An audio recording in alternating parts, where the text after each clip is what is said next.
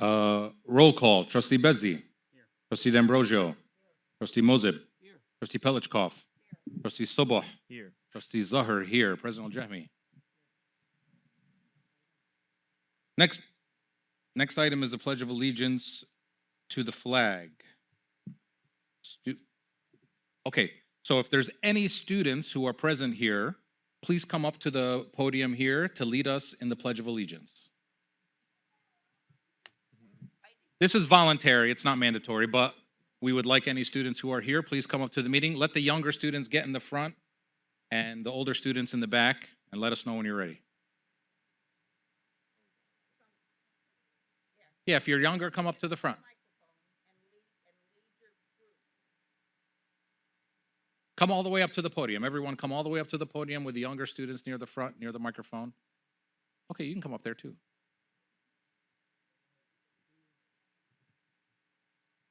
Okay, whenever you guys want to start, go ahead. I pledge allegiance to the flag of the United States of America and to the republic for which it stands, one nation, under God, indivisible, for liberty and justice for all. Good job.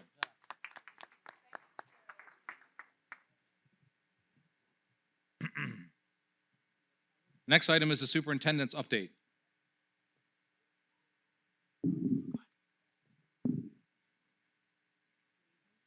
No, move it a lot closer. Move it, yeah, like as close as you can. These mics are. There we go. Yeah. Good evening, everybody. We will begin with a moment of silence.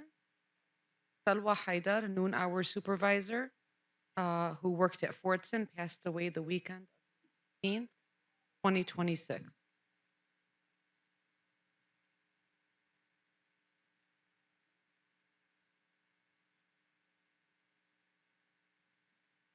Thank you. Another moment of silence for a student, Omar Yassin, was a special education student at Howe who passed away on May 22nd, 2026.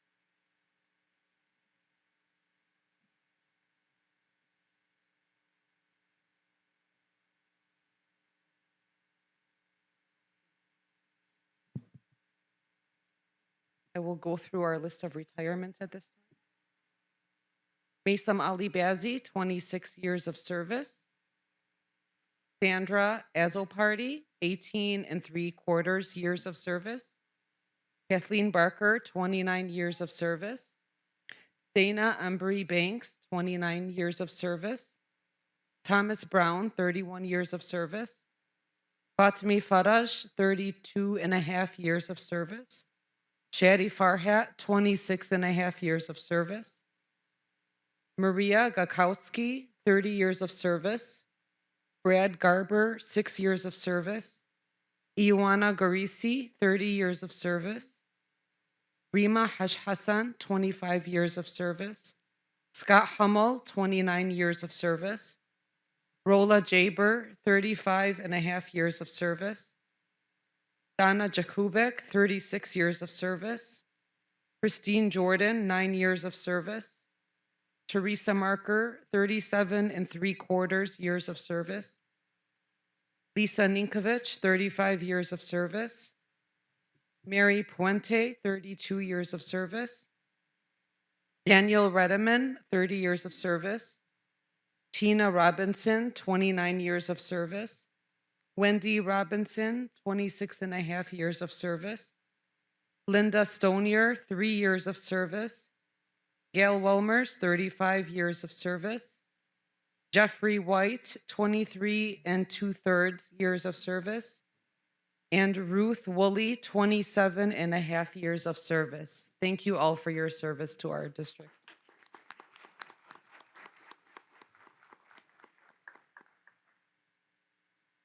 Okay, now for all the positive stuff where we get to acknowledge and celebrate so many of our students.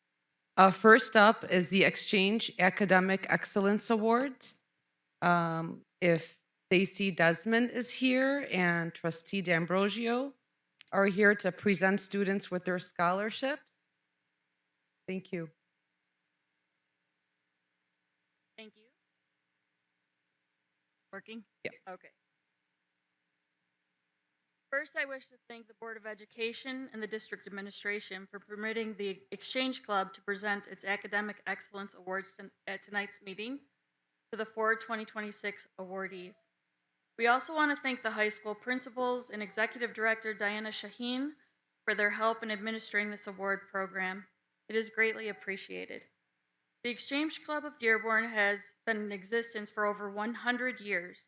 Throughout these years, the men and women of Exchange have raised funds for many community programs and projects. Many of these programs are aimed at developing tomorrow's leaders. Tonight, we present the Exchange Club of Dearborn Academic Excellence Award to the 4 awardees from Fortson, Dearborn, Etzel Ford, and 1 from the Henry Ford Early College Program. These awardees will be given a one-time $1,500 cash gift to be used for education or any other purpose. We had a tie at Dearborn High this year, so that award will be split evenly. The aim of this award program is to encourage and reward high scholastic achievement and to assist recipients with the cost of furthering their education. It is now my honor to present the cash gift to the 2026 awardees. From Dearborn High, we have Adriana Deep.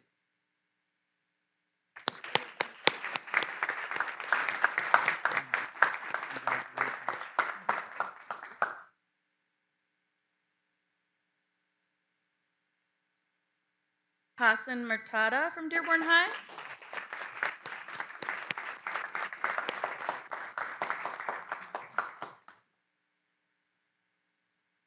From Etzel Ford, we have Jenna Habal.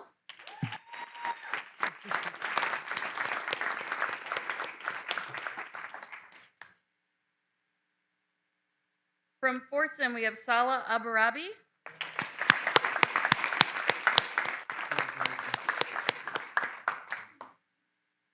And from Henry Ford Early College, Rafat Chowdhury.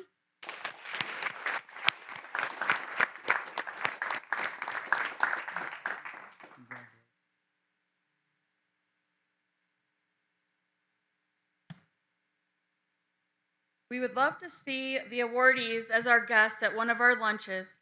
We encourage them to come and fill us in on their accomplishments and experiences. Just reach out to the club and we will make it happen. Again, congratulations to the award recipients and their families. And again, thank you to the school board and the superintendent for their help and support. Thank you. Thank you.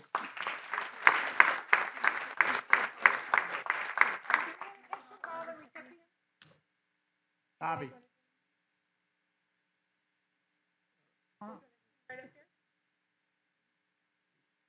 Do we come too?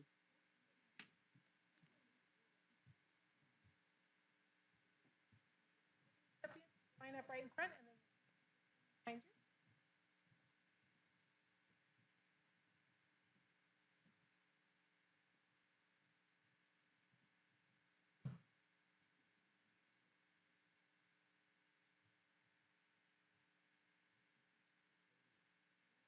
One.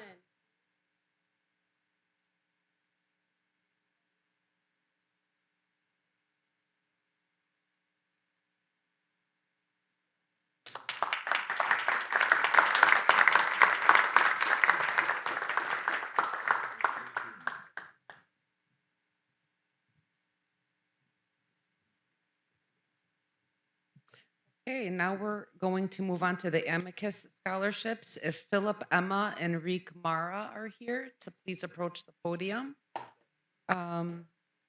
They will call each student up, read a small blurb about them, and then celebrate them with a certificate of appreciation. The floor is yours. Thank you. Thank you. Appreciate the school board allowing us to be here this evening. Would like to congratulate all the 2026 graduates from Dearborn Public Schools. The Amicus Club has been around since 1984 and given out 3 scholarships annually to 1 person from each of the high schools. The selection was helped with Jim Thorpe, as well as the administration here in the main office, and we appreciate the coordination and the ability to do all that. We'd like to award the following for 3 individuals from Fortson High School: Rami Abdullah,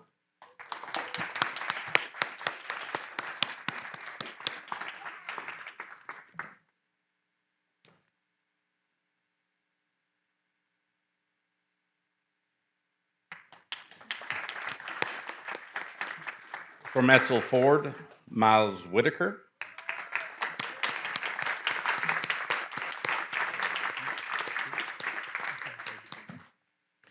And from Dearborn High, Rania Al-Salamani.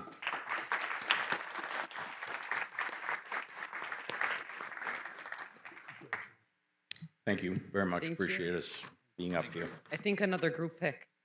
Yes.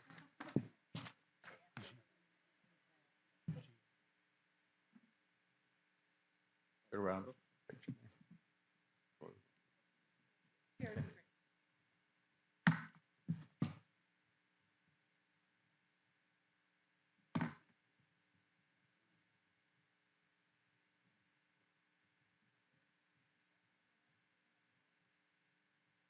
Start with her again. Do a couple and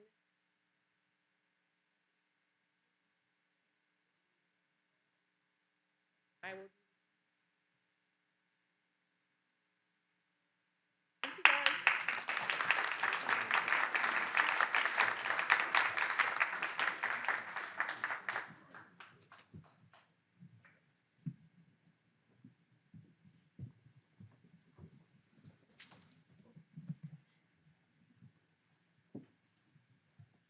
Okay. Next up, congratulations to Caden Alderani, Dearborn High Junior, upcoming senior.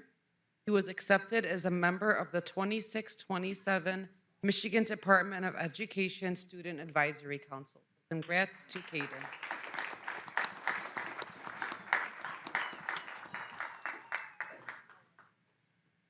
We now want to acknowledge our Henry Ford Early College Blood Drive organizers. So please help me welcome Assistant Principal Crystal Osinski and Principal Marwan Salami, who will introduce the students and tell us a little bit about what happened. Thank you.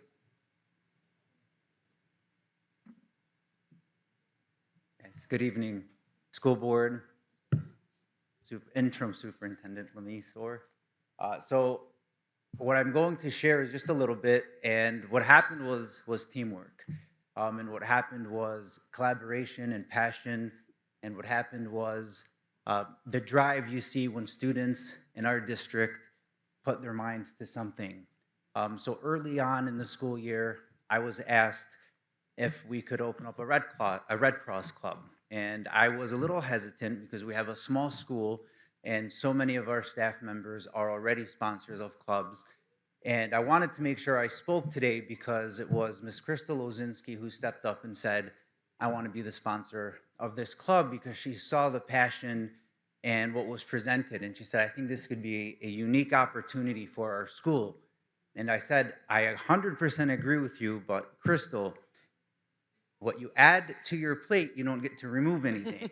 So you need to make sure this is something you're ready to do. And she not only organized and helped organize this club, but spent countless hours after school and on the weekends to make sure that the work that was done made the entire community proud. So I want to congratulate Ms. Osinski, the amazing students who really were the face of this organization. So thank you so much for making Henry Ford Early College proud and our entire community proud. Thank you.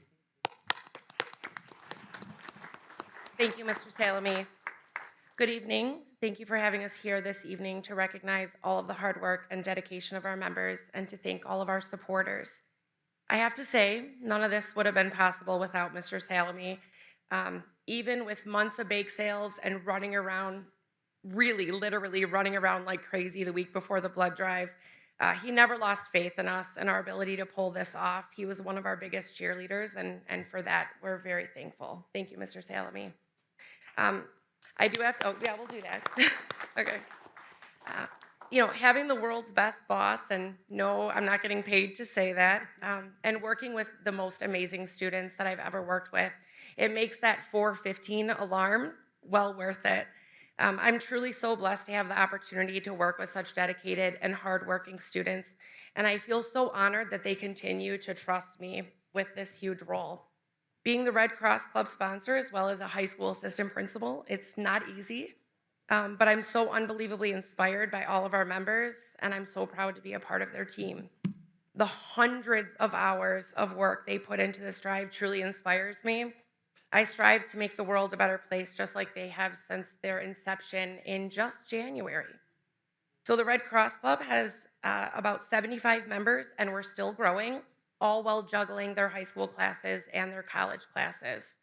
And all of this amazing work within our school and our community was honestly because there was one brave student who refused to take no as an answer. Yes, other people told her no. So what seemed impossible at first became possible because of her hard work and dedication and all of the students that she was able to convince to join our club. So with that said, I am honored and privileged to introduce our president and founder, Rising Junior, Amnia Alami.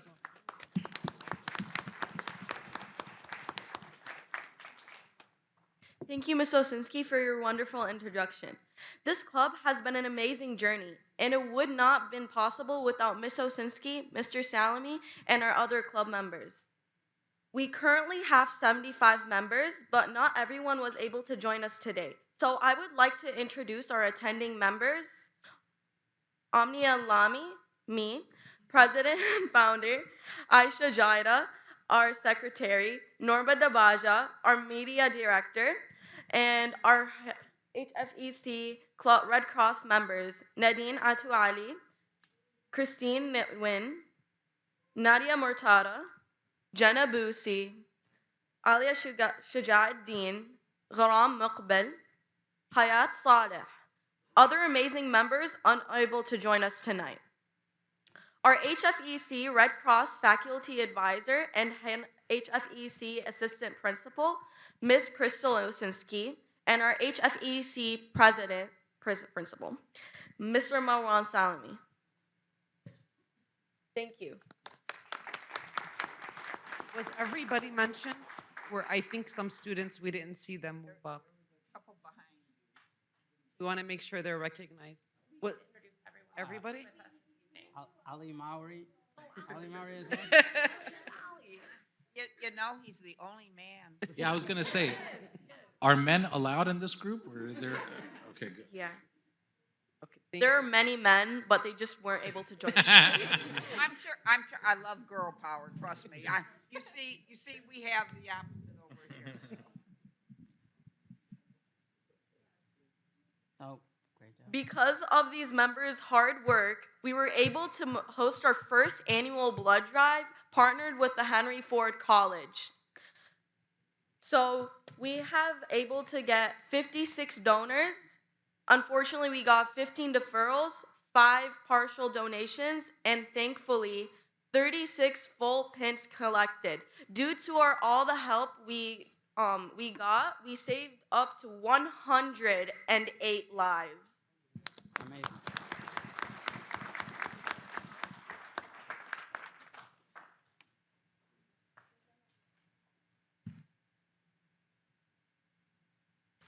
Okay, so I'm going to be announcing the sponsors. So for our gold sponsors, we have IB Lighting and IB Electric. IB Lighting and IB Electric don't just light up our homes, they light up our community. They don't just keep our food from spoiling in the refrigerator during a power outage, which, let's be honest, that within itself is life-saving. They also give power to homes with life support machines during the most critical moments. And finally, they are the gold sponsors of the HFEC Red Cross Club. Because of their sponsorship, we were able to do so many activities and events, and also thanks to them, we have these sweet shirts. Next up, we have the silver sponsors.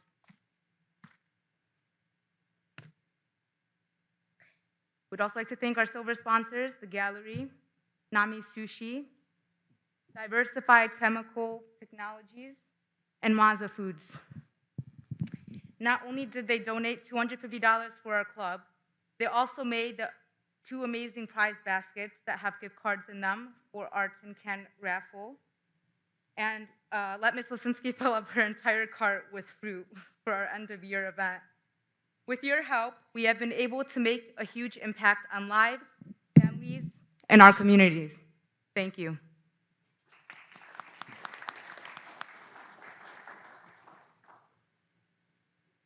In addition to our blood drive itself, we had a tin can raffle for everyone that rolled up their sleeves to save many lives. We also had an amazing breakfast and lunch for our fantastic Red Cross nurses and club members. This was only made possible through our community partners. We would like to thank Pizza Place for donating 10 large pizzas to feed us. Oasis Kitchen, a huge assortment of lunch offerings, plates, utensils, and napkins. Roman Village, they have offered salad, dressing, and their amazing breadsticks that was a crowd. Henry Ford College, they were generous enough to give us the Welcome Center community room, not only one, but multiple rooms. We would also like to thank Sculpted Fitness for giving us stuff for our raffle. They have given us 6 free gym passes, Tim Horton $25 gift card, JJ Junkelheimer a generous discount on our amazing club shirts, and Dairy Queen, which has given us $85 in gift cards for our donors.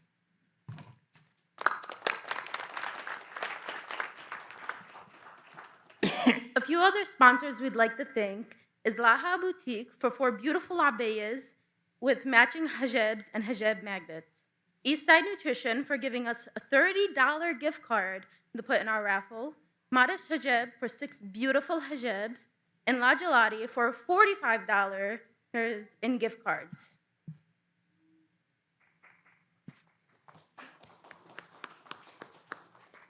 We'd also like to thank Dearborn Sweets for 2 amazing trays of delicious sweets, and they are really good.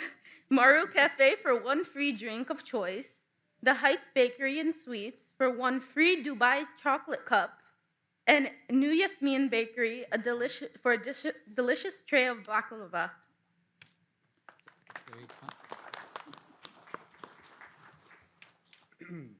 Now some more community partners. I would like to thank Family's Bakery and Restaurant for a large variety of meat and cheese pizza pies. Because who doesn't love meat pies, you know? Some Masri Sweets, because of all of the amazing sweets that they gave us. Some trays, a bunch of them.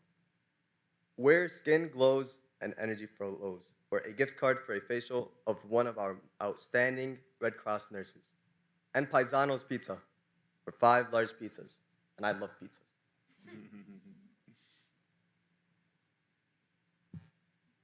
Now for Maza Foods for 2 beautiful gift baskets with 2 $50 gift cards. Go Visari Group for $100 in gift cards. Marathon Gas Station on Ann Arbor Trail for a $25 gift card. And Stat Telemedicine and Walk-In for 2 energizing B2 injections. Now let's clap it up for the community partners. All right. And of course, we need to thank our HFEC family supporters. These amazing families donated water, drinks, snacks, items for our prize baskets, and money for decorations and all the things we needed to make this day so awesome. The Al-Atuli family, the Alami family, the Nasser family, the Al-Ali family, the Nuan family, the Busi family, the Mortada family, the Lewis family, and last but not least, the Ozinski family.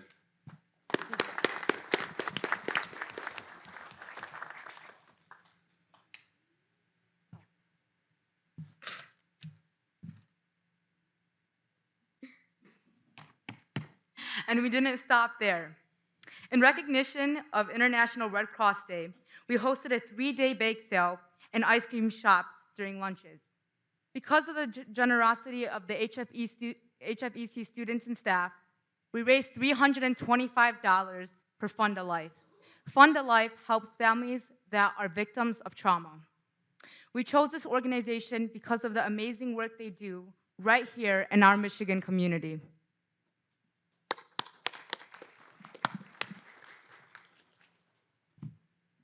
Nearing the end of the year and in preparation of final exams, we wanted to focus on our school health and well-being of our creative board members, hosted a tropical-themed hydration station. Our first annual Sip and Study, which was a huge success throughout the week that we held it. As you see the pictures on the board, it was a very tropical, lighthearted theme that helped encourage hydration with the students and faculty members. The hydration station wasn't just water. We also had fruit, vegetables, and flavor packets that were all donated by sponsors. These sponsors were our fellow students, Papaya Markets, Mazda Foods, and Mrs. Lisinski's friend Blanche at Everfresh Market. Although we started as a club for blood donations, we became way more than that. We thank the board for acknowledging our achievements, and we hope to be invited next year to share all of the additional ways our club enriches and strengthens our community in both in and out of school. Thank you. Thank you.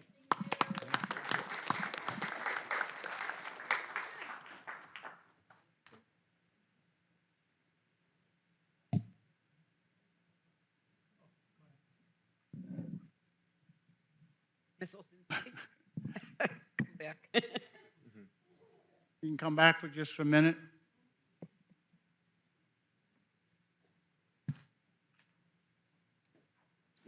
No, not for a picture. He wants to talk to you. What are we doing? He's got something to tell you. Ask us a question. Question. Oh, Just okay. like you guys were before. Just come up like you were. Oh, absolutely. Okay. Well, first of all, thank you for the great work that you're doing. And on behalf of the Dearborn Exchange Club, we will make a donation of $500 to you. Wow. Thank you. Thank you. Thank you. So much for contributing. Thank you so much for your contribution. Thank you. Thank you. I have a question too. So is this going to become like an annual thing that you will be doing this? We hope. Yeah. A lot of our community is more aware. There's newspaper articles of us, and it's shared throughout social media. Multiple people in DHS school have came up to me and talked, and they're thinking about themselves as making clubs. So we're hoping it will become a Dearborn-wide thing. Mhm. With success and the nationality it has become. Yeah. So Well, thank you for taking initiative. This was great. Thank you. Many people actually never expected this this club to be a huge thing because, and honestly, I've seen many people, whether they're seniors, super seniors from various different schools, saying, "Wow, you guys did amazing. We recognize your hard work." Definitely.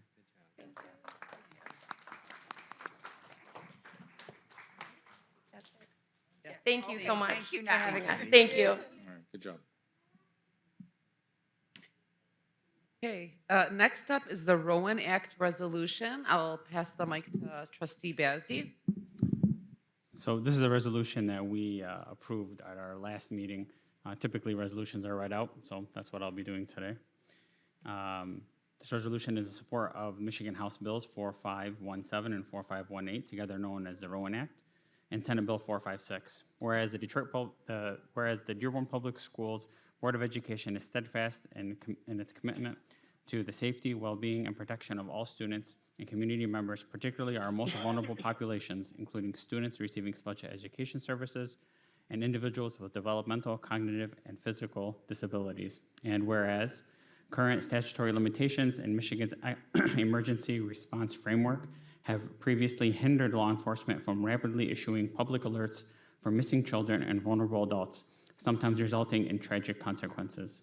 And whereas House Bills 4517 and 4518, collectively known as the Rowan Act, seek to modernize and strengthen the Michigan Amber Alert Plan by requiring the Department of State Police to activate the alert for a missing child with special needs or a missing child believed to be in danger following a local law enforcement preliminary investigation. And whereas House Bill 4518 is particularly crucial for our district's mandate, as it explicitly defines a child with special needs to include individuals receiving special education services who are up to 26 years of age and have not yet graduated high school. And whereas Senate Bill 456 amends the Moselle Senior and Vulnerable Adult Medical Alert Act to establish a much-needed public notification system, ensuring that when a vulnerable adult goes missing, their information is rapidly disseminated directly to wireless devices through the existing federal wireless emergency medical alert system. And whereas advocating for robust rapid response alert systems is a critical component of disability rights, ensuring that our community's infrastructure is inclusive and protective of those who may not be able to advocate for or protect themselves. And whereas the Board of Education recognizes that the safety of our students extends beyond the classroom and requires comprehensive statewide legislation support to equip law enforcement and the public with the tools needed to prevent tragedies. Now, therefore, be it resolved that Dearborn Public Schools Board of Education officially expresses its full and urgent support of the passage of House Bill 4517, 4518, together known as the Rowan Act, and Senate Bill 456. And be it further resolved that the board urges the Michigan legislature to swiftly enact these measures into law to close critical gaps in our state's emergency alert system. And be it finally resolved that a copy of this resolution be transmitted to the Michigan legislature, the governor of the state of Michigan, and local legislative representatives to communicate our district's firm stance on protecting children and vulnerable adults. Thank you.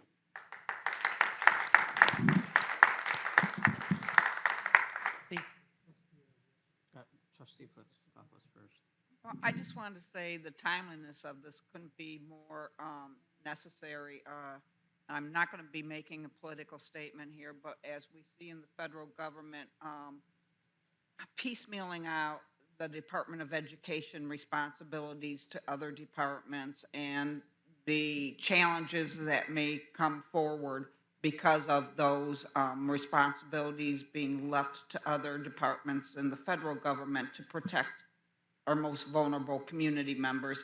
I think whatever we can do within this state to lock arms and provide support is very important for us as Michiganders moving forward. So I really appreciate the attention you've brought to this.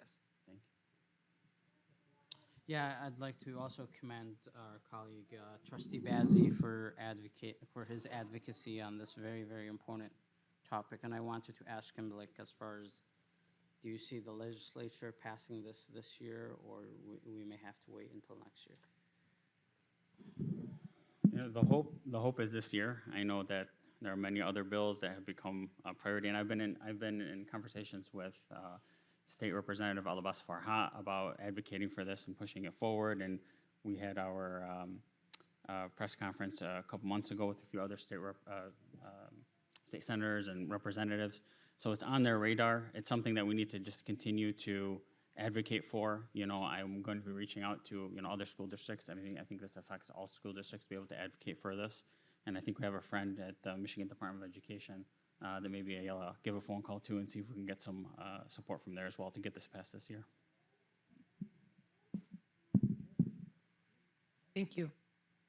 Trustees, you will see on the agenda today the required district membership to the MHSAA. So you just take note of that.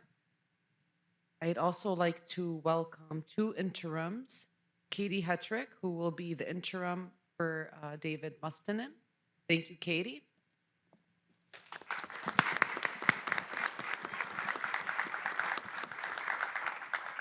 Hello.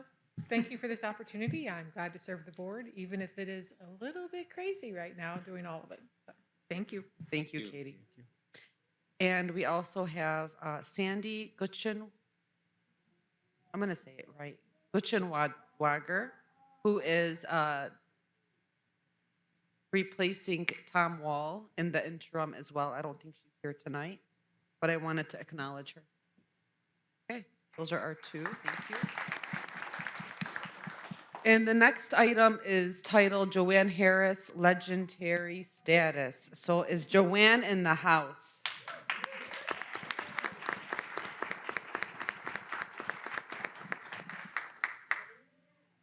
You know I can't help it.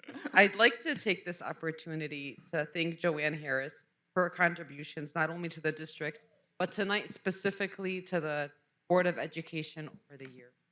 I know the current board members have a gift for you, but we've also invited past board members here tonight if they'd like to join you up here, if they'd like to say a few words.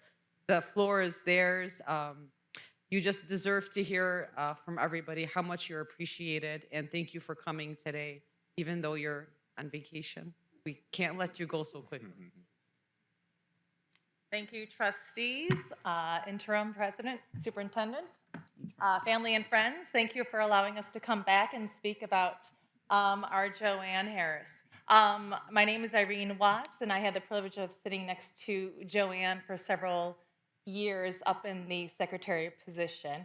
And throughout it all, it was amazing to see her grace. There were moments where tensions were high, perhaps, and her energy was always calm. Nothing ever rattled her. And to say that when you come into this position, there are so many unknowns, and you think you know about it.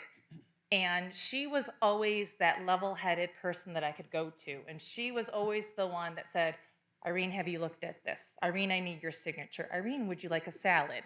So she kept me on track. She fed me and made sure that we always had food. And she made the position look really easy because she was the person prepping. And that's what people don't see. They think that she, quite honestly, is part of the board because she would sit up there, and she sometimes got the air of some disputes, perhaps, and she always took it with grace. There were times that the two of us would sit next to one another, and we would have our giggle fits. So there were moments that we had levity to it, and that was what I always appreciated it, because appreciate about her is that when we were in these moments, sometimes it can get really tense, and sometimes you're not quite sure. And I would just look over at her, and she was just always so calm. And what people also don't understand is her leadership.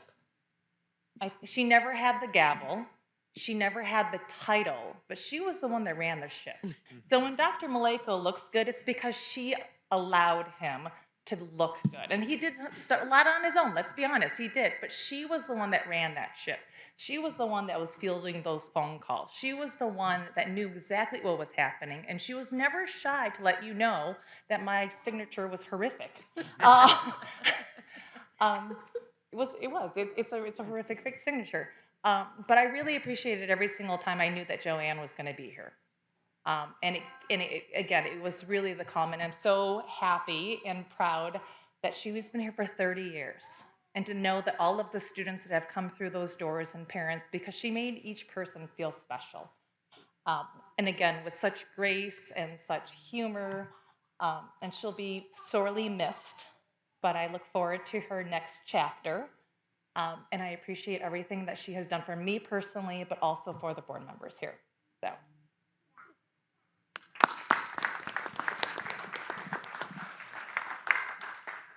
Hello. Thank you for allowing us the opportunity to acknowledge Joanne and all that she's done for the district. My name is Roxanne McDonald. I am a former board member. And although Irene has summed up just about everything I want to say, I do want to add a couple things. Again, she said your calm, your grace. It was amazing because a lot of times tensions were really high. And Joanne just brought down the tension and brought down the anxiety for everyone.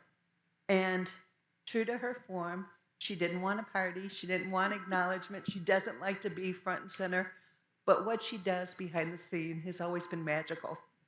That's the best way I can put it, just magical. Joanne, your knowledge and your creativity not only made my job much easier, it just made me a better board member all the way around. So I want to thank you for the time, and I want to thank you for your friendship too, because that blossomed through the years. Your caringness. When I had my foot surgery, she actually pushed me around in the wheelchair to get me from place to place. She's got a heart as big as Florida. And we're going to miss you. That's Florida's gate. And I just want to make a little acknowledgement too. Team Harris, with Joanne and her husband Kevin, they did a lot for this district.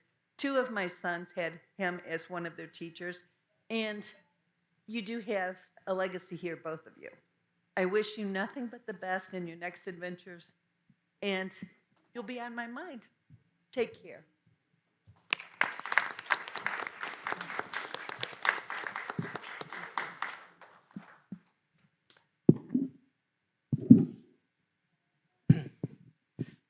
I haven't said much to Joanne. I was hoping she would change her mind.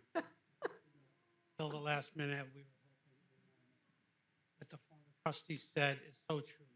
As a new board member coming in here, she was the face of central office, person that made us feel comfortable. A lot of people don't know what she does behind the scenes. She sits up here and she gives us direction, she nudges us, and does a lot of things.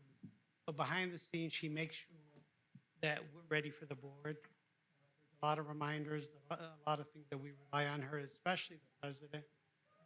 So I really, really appreciate what you've done for me and what you've done for the board. We really appreciate you. We'll miss you. And we wish you the best of luck. And thank you for giving us Catherine to take over for you. You prepared her well, and we appreciate you.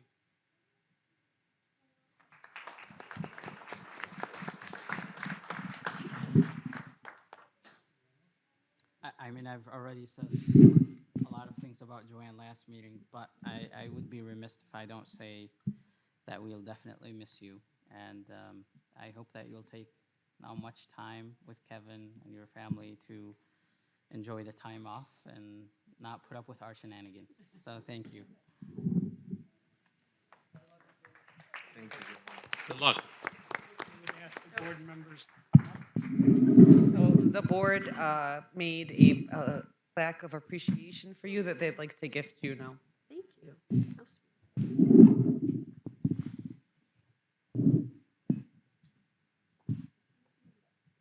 I just have one thing to say. Mary and Bazzi, Ollie, had she not texted me today and said she couldn't have made it here today, I would have been in jeans and a t-shirt. I was out having dinner and she texted me and said, I'm sorry, I can't come. I said to Kevin, oh my gosh, I have to go change clothes. She forgot.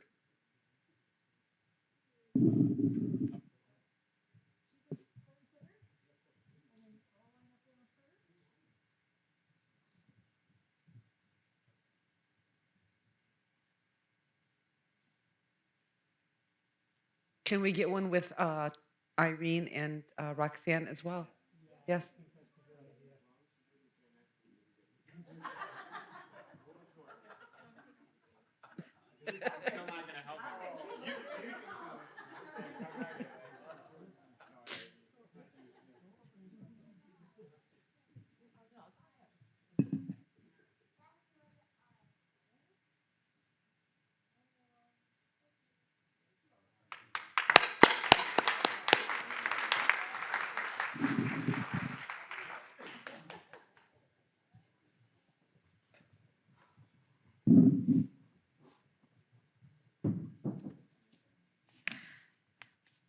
Thank you, Joanne. We'll take you in jeans, slacks, no matter what. Just come back and visit. Thank you.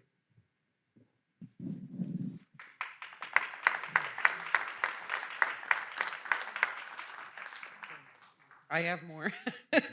Okay, I'll try to get through it a little bit faster. It's just it's nice to take time to celebrate. Last month, we had art show students who were recognized, and a couple of our students were missed. So we want to take this time this month to acknowledge them.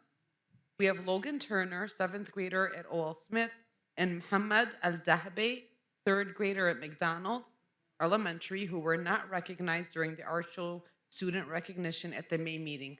Are these students here today? If you are, please approach the podium. I'm gonna take your art, please. I'm gonna take it. Logan, hi. You can stay at the mic if you'd like. Yep. Stay at the mic over there. So Logan Turner, 7th grader at O.L. Smith, was in the 2D art category and is being recognized for her collage artwork, and her teacher was Mr. Condren. Congratulations, Logan. Thank you. You're welcome. And we have Muhammad Al-Dahbali, 3rd grader at McDonald, who was in the 2D art category as well and is being recognized for the cast tissue tiles artwork, and his teacher is Miss Kelly. Congratulations. Thank you both for coming here today. Thank you, Muhammad. Thank you. Thank you, Logan. Thank you. Thank you. They don't get a picture? Any comments? No, I think they deserve a picture. They're the ones Well, that then deserve a let's do picture it. more than anybody else. I Let's think. take pictures. Come on back. Come back up, Muhammad and Logan. Come on up. Bring that with you.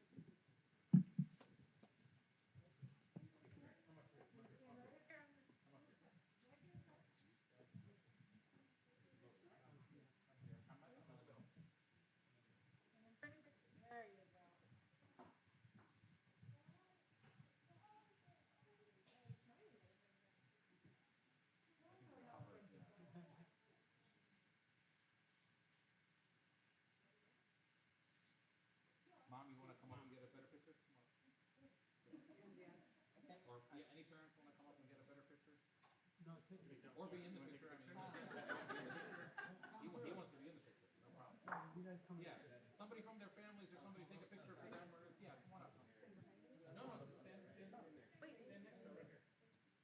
Yeah, sisters, brothers, come on, everybody.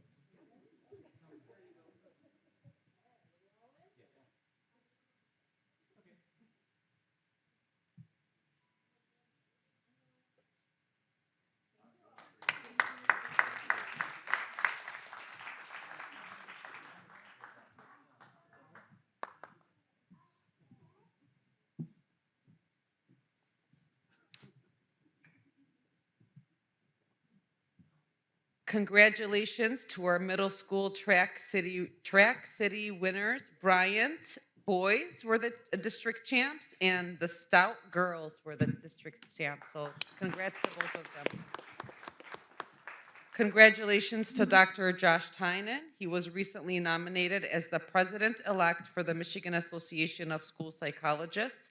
The board works to represent school psychologists throughout the state of Michigan through PD, advocacy, governance, and publication. So congrats to Dr. Tynan.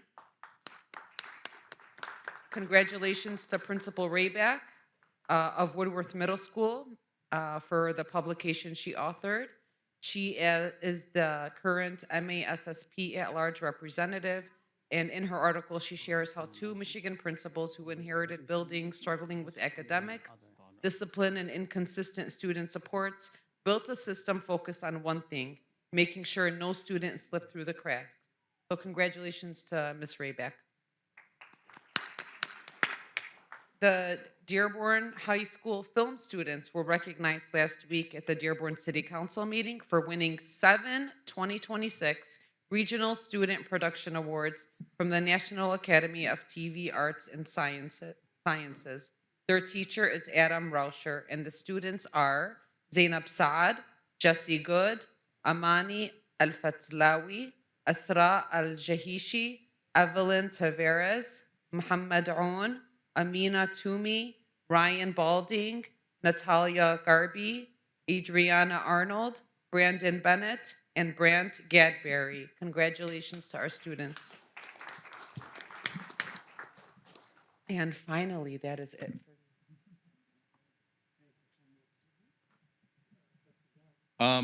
I would like to make another recognition of Miss Lamis Srour. This is her last meeting with, well, barring any major, but this is going to be your last. It is my last. It's going to be your last meeting up here. Officially my last. Yep. Up here with us. Lamis has, I never liked the word. I knew it always said on my agenda here, interim superintendent, and I never said it because there's really no such thing, especially when I looked it up. Lamis has been our superintendent since December 5th. That's 7 months of interim superintendency in what can only be mildly described as a rocky time for us in the school board, as we were, especially since we were the hat at Henry Ford, as we went through a superintendent pick, a presidency pick, everything. So I think what you've done and what you've been able to do as far as your leadership and your demeanor and your grace and your just general ability to keep us on track has been nothing short of really incredible. And I'm not sure that we can do enough to thank you, especially since after doing this for 7 months, you're staying around. So I think I just want to say, and I'm sure I say it on behalf of all the 7 of us, thank you very much for everything that you've done for us these last 7 months. And it'll be a little different next month when you're not up here, but we couldn't have gone through all of this without you. So thank you very much.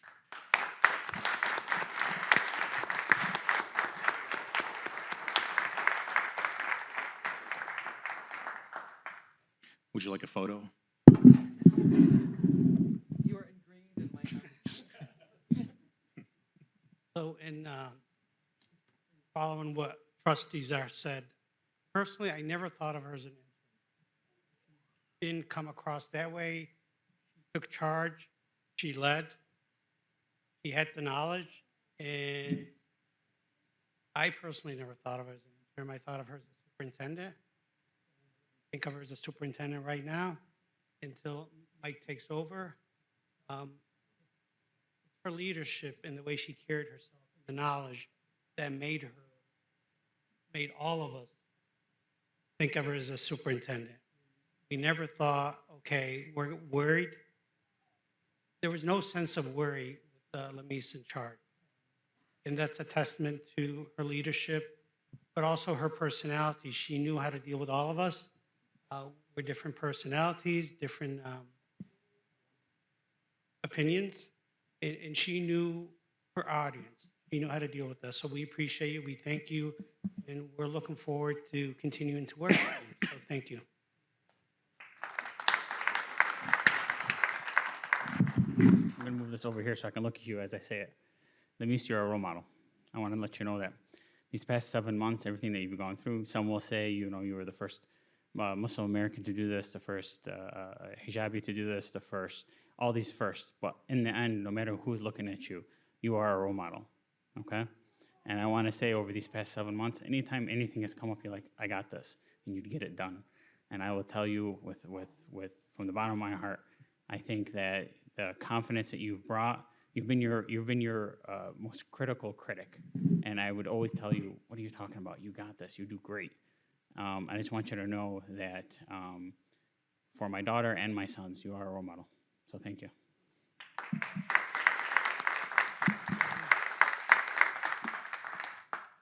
Actually, the one thing outside of whatever, and I agree with what all has been said so far, is something we're going to be voting on tonight, and it's something you took on with zest and passion, and that's the bond. You knew that you were sitting in a seat that was only going to be for so long, and yet you took control of making sure that we were motivated and involved, and we were moving forward with the passion and the voice for this school district because you understood the need. And so I want everyone to know that you get to have a lot of the credit for what's going to be presented to the community at large, and it's because you cared. It's because you sincerely wanted to advocate for the bond, despite the fact that you knew that you were going to be stepping back.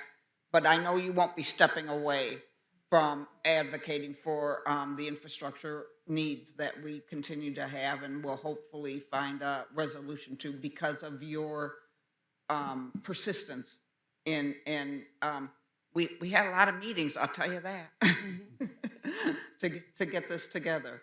So that's what I really appreciated the most.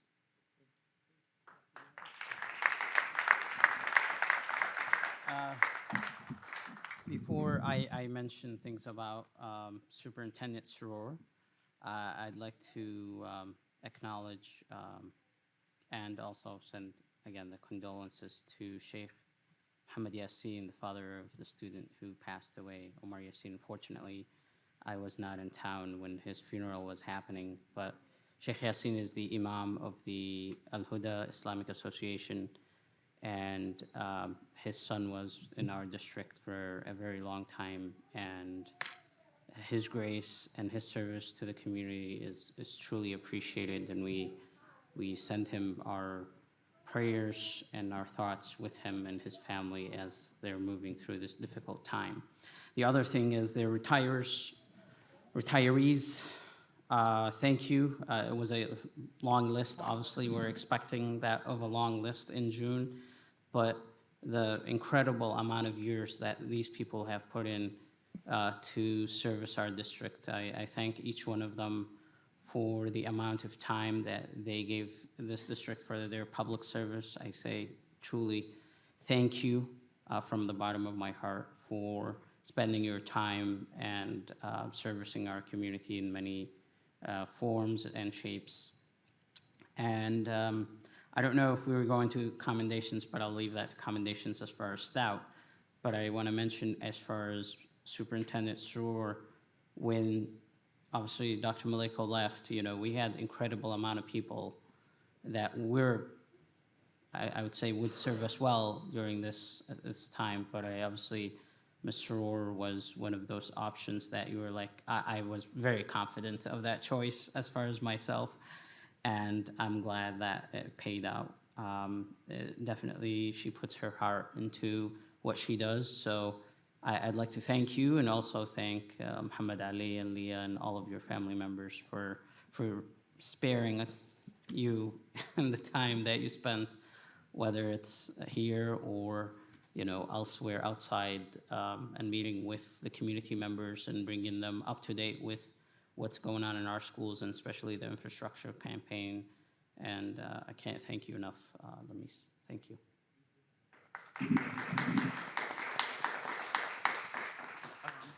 I'll just speak from the heart a little bit. I did write some notes. I don't want to forget anybody, but it was an honor to serve in this role. It was an honor to be recommended, and I learned a lot. And it was a lot, but I have no regrets. I want to thank the board for your support, and specifically thank Trustee Mosip for his initial belief and encouragement in me. I'll never forget that. You are the one that I had the most, I had a relationship with, deeper at Gear Park and with the family, and so it's been a long-standing relationship, and I thank all the board members for your support. Any accolades you give me, I share them with the team here, the entire district actually, from teachers, staff, to central office. I have gotten nothing but grace and patience and encouragement along the way. And whether they realize it or not, every comment and phone call and text kept me going. So I want to thank everybody for their ongoing support. And thank you for mentioning my husband and my kids, because they are so excited because it's been a day job and an evening job and a weekend job, because we have a huge district and it was a rocky year. But I think we smoothed through it. I think we sailed along in a nice way, and I am proud of that. It was busy. I had my ED stuff, I had interim superintendent stuff, and we had the bond. We will pass that bond.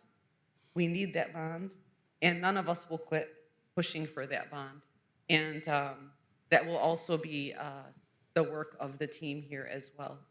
Nothing happens in isolation. So my final words are thanks to everybody sitting next to me, sitting in front of me, and watching at home, because I was able to stay calm because people believed in me and encouraged me along the way. So thank you.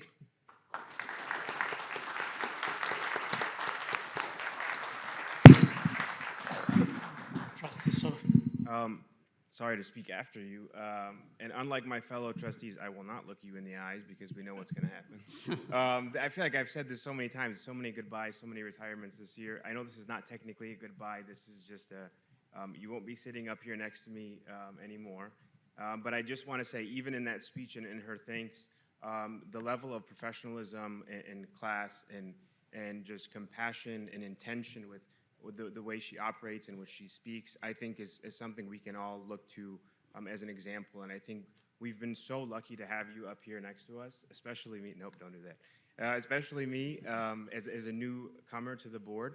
I joined the board a month or two before you were appointed. And so, we kind of rode that wave together, and it was a great to learn alongside you, to learn from you, and to watch you lead, honestly. So we were blessed to have you there, and we're blessed to have you staying in our district. This is, again, not a goodbye, and I'm looking forward to all the stuff that we are going to accomplish together. So thank you so much.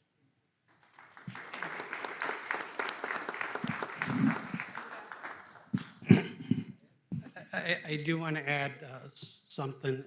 First of all, I want to thank all the retirees for all that they gave to our students and the district. We wish them all the best of luck. I want to specifically wish Fatmi Faraj best of luck, and she's someone that has so much skill and will be missed at the district, and 32.5 years of dedication to the district. We work really closely on the proficiencies, and I love what we did, and I hope we keep that going, especially with goals and accountability. Sometimes, people make decisions for the, whatever reason they do it for, but she will be missed.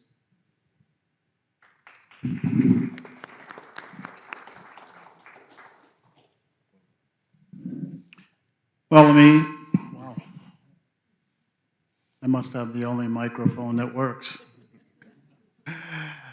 On behalf of the board, myself, you've been a special person, especially to me, that I knew that when we decided to make you interim, that you would be rock solid.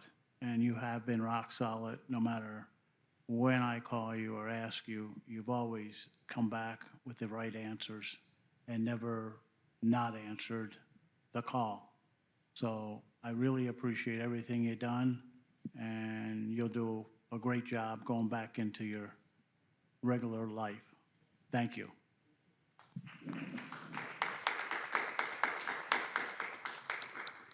If there's nothing else. Next item is recognition and acknowledgement, starting with commendations.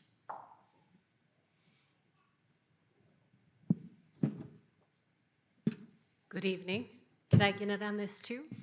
Congratulations, Lamis. I'm so proud of you. You've done exceptionally well. And thank you for your service.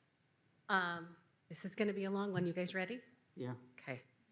Commendations to Wendy May, who received her Human Resources Specialist certification from the Michigan School of Business Officials Association. This 5-year certification reflects a high degree of academic and professional preparation. Mrs. May is the office manager in the payroll department. Commendations to Amy Modica, who received the Wayne Risa Early Childhood Leadership Award. This recognition is a reflection of the dedication, passion, and leadership she brings to the GSRP program each and every day. Her commitment to supporting children, families, and staff continues to make a meaningful impact throughout our school community. Ms. Modica is the coordinator for the district's GSRP state-funded preschool program. Commendations to the following individuals for representing the district and the Early Learning Coalition on the Bet on Dearborn Resource Expo. Trustee Nasri Sobah, McDonald Elementary Principal Dr. Adnan Mughni, Elementary District Instructional Coach Teacher Leader Christina Mezeral, Early Childhood Specialist Tracy Wright, Early Childhood Program Supervisor Aida Talib, and Early Childhood Program Assistant Rania Assad. By participating in this event, they connected local families with vital early literacy resources and guidance. Their dedication to community engagement strengthens the partnership between our schools and the families we serve. Commendations to Nicole Raybach, principal at Woodworth Middle School. The Michigan Association of Secondary School Principals had a feature article she wrote about a successful middle school support system for students. Ms. Raybach is part of the MASSP Board of Directors. High school commendations. Commendations to Etzelford Track and Field athlete Fiona Kane, who placed second in the long jump at the MHSAA Division I State Finals. She again broke the previous school record, this time with a jump of 18 feet and 11 inches. Commendations to Etzelford High School students Zaina Abu Asmail, Islam Al-Damari, Nuruddin Al-Qudub, Elma Baghdadi, Iyad Mukbal for passing the state seal of biliteracy test for Arabic. Commendations to Henry Vina for earning state seal of biliteracy in German, the first time an Etzelford student has achieved that honor. Commendations to high school journalism students for their strong showing in the Michigan Interscholastic Press Association Spring Awards. Dearborn High School journalism students produce a monthly newspaper called The Pioneer Press, and parts of that publication were submitted for the contest. Students claimed 20 individual awards, including 17 honorable mentions. Zainab Shaheen took first place for editorial cartoon, Fatima Haidar and Sarah Hassoun claimed second place for an informative feature, and Deanna Beydoun took third place for front page design. Commendations to Mike Schmidt, Dearborn High School's journalism teacher. the Michigan Interscholastic Press Association awarded him the Golden Pen, which is the highest honor the group bestows on a current advisor. The award can only be won once in an advisor's career. Commendations to Etzel Ford student Seema Al-Maudi for being selected as one of the top 5 candidates in the Congressional Art Award for the 12th Congressional District. This distinction is part of a nationwide high school arts competition sponsored by the members of the U.S. House of Representatives. Commendations to the Dearborn High School students recognized with the Dearborn Area Theater Association Awards. Dearborn High received 21 awards for the spring musical Guys and Dolls, including Outstanding Musical, Outstanding Ensemble of a Musical, Lead Actor in a Musical to Gio Battoni and Robert Milligan, Lead Actress in a Musical to Amina Toomey and Ava Hamoud, Featured Actor in a Musical to Jessie Good, and Feature Actress in a Musical to Layla Selmasi. 10 students also won production and design awards, including Zach Ahmed, Asher Andrews, Hattie Bazzi, Juliet Gateman, Ava Hamoud, Medina Khalil, Jack Rutledge, Layla Selmasi, Lillian Schroeder, and Jack Teefee. Commendations to Etzel Ford High School students who claimed 2 data awards for their school's performance of Dracula. Matthias Herman received Outstanding Feature Actor in a Play, and Ryan Helke received Outstanding Lead Actor. Commendations to Etzel Ford High Boys Varsity Baseball for winning their 3rd consecutive MHSAA District Championship. This is the first time in a school's history that the baseball team has won 3 straight district championships. Commendations to media specialist Nicole Elward. The Etzel Ford High School Media Center has recently ranked as exemplary under the school library 21 measurement criteria for the Michigan School Libraries for 21st Century Schools program. The ranking shows the libraries meeting statewide benchmarks for excellent service, learning environment, and leadership for students. Studies have shown that quality school library programs enhance student achievement. The new endorsement is good for 3 years. Middle school, commendations to Salina Intermediate students who won the Spirit of Semis Award, Semis Award for the Eastern Michigan University, the Southeast Michigan Stewardship Coalition, or Semis Award students who demonstrate a love of place, a commitment of hopeful change, and the courage to use their voices to advocate for justice. These students project began with an environmental walk to identify stormwater runoff concerns and evolved into students advocating against inequities to accessible walking around their neighborhood. And finally, elementary commendations to Duval Elementary second grader Ali El Darwish on winning 3rd, the state level for the Smoky Bear and Woodsy Owl poster contest. Thank you to the Dearborn Garden Club for sponsoring this event. Commendations to Duval Elementary 5th grade students for their success in the immigration essay contest sponsored by the Owen Sparkman Borg and Associates Law Office.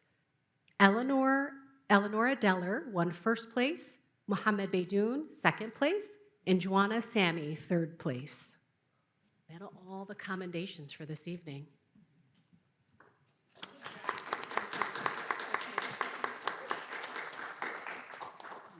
Item, please. President Jami. One more commendation, if I may have been missed, but Stout Middle School girls track mentioned by Superintendent Srour, but they also won boys soccer and girls soccer. This is the first time in the history of Stout that they win 3 sport championships at the same time. So congratulations to them, Principal Abdul Baqi, the 2 assistant principals for the amazing work, and the coaches, of course, and to all of the students there. And I only know that because my son goes to that school. But thanks.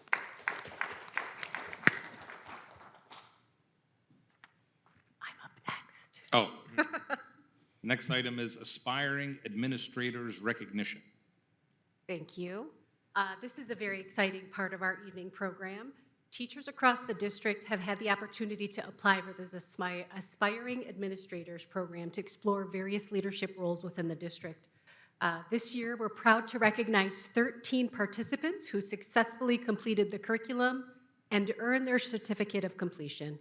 Throughout the year, we hosted various interactive sessions provided by leadership district teams across a diverse series of departments. Participants also developed a capstone project which they presented to a panel of administrators. Additionally, they gained firsthand experience by shadowing an administrator for a half day. Successful completion of the program serves an essential stepping stone for leadership roles within the Dearborn Public Schools and beyond. And we have several of our aspiring administrators that completed the programs here in the audience this evening. But before I bring them up to celebrate and congratulate them, I want to name all participants who completed their certificate. Congratulations to the following staff: Emily Bartley, Maya Rababa, Leanne Greenberg, Annie Shaout, Sarah Shoker, Ola Bitar, Ahlam Beydoun, Abir Thabit, Neil McClellan, Raina Mata, Dan May, Zainab Al-Sad, and Hiba Khazal. Congratulations to all of you.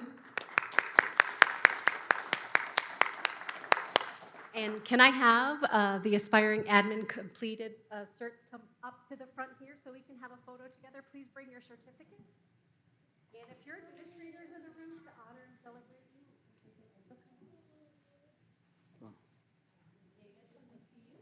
Yeah, I actually have that singled out. congratulations. Thank you. What the- Would you guys like to join in the picture as well? Yes. Oh, hey. She's the future leader. What are you doing? She's our future leader. Yeah, oh, that's very exciting. She bosses us all around. How old are you? How old are you? Okay, fine. Come on. Use everybody up. All right. Okay, come on. Come here, Bo. We'll take a picture next. Come. Yeah, let's squeeze in tight. Naya, come stand next to your mom. What's his name? Ali.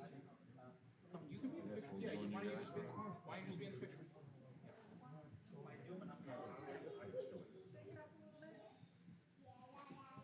Okay.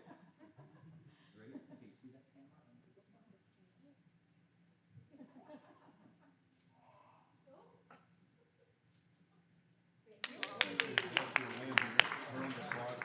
Congratulations.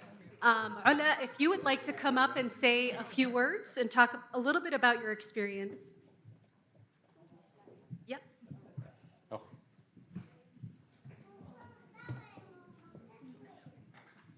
I'll hand this over to you, Ola. Thank you. Good evening, everyone. I'd like to share how meaningful the program was to me personally. As an educator, I've always been passionate about supporting students. I said at the beginning of this program, I'm a lifelong learner, and that's literally what I do. But the program helped me grow as a leader as well by expanding my understanding of all of the responsibilities that are involved and all the intricate details that come into leadership. It provided opportunities to learn from experienced administrators, collaborate with colleagues across the district, and reflect on how leadership decisions impact students, staff, and families. Through meetings with different departments, a shadowing experience, and discussions centered on real-world administrative challenges, I gained practical insight into areas such as school operations, staff development, and student support systems.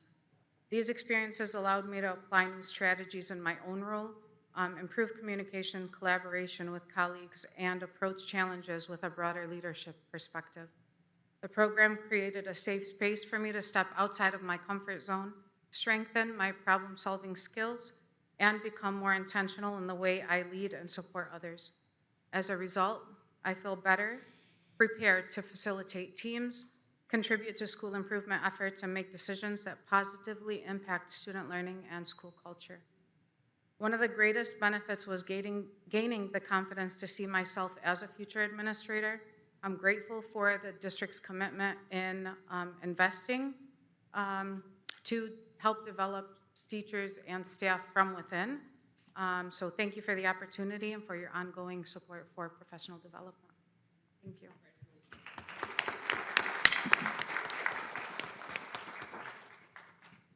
Next item is acknowledgement of donations.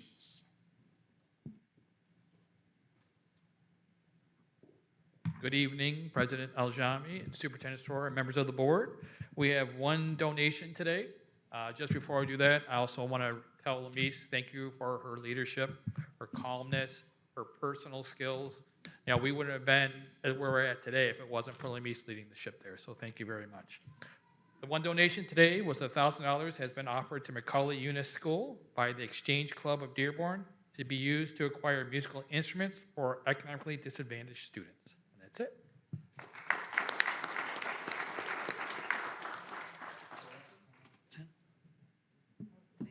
Is this Tom Wall's last day? Yeah, Tom's last day too. Thank you. Thank you, Tom. Got to do the Thank you, Tom. I know. I do want to thank Tom. It's really important to know that Tom's budget that he deals with is, I think it's $470 million. It's almost twice as the city of Dearborn. So it's a huge budget, a lot of money, a lot of allocation from different federal grants. There's so much that he does behind the scene. So even though he looks calm and nothing bothers him, there's a lot of work that he does. So we really appreciate you. We're definitely going to miss you. I've asked you for a lot of different things on the finance, and you always provided them, and never gave me a hard time. It's, you request, get it. So we appreciate you. Thank you so much, Tom.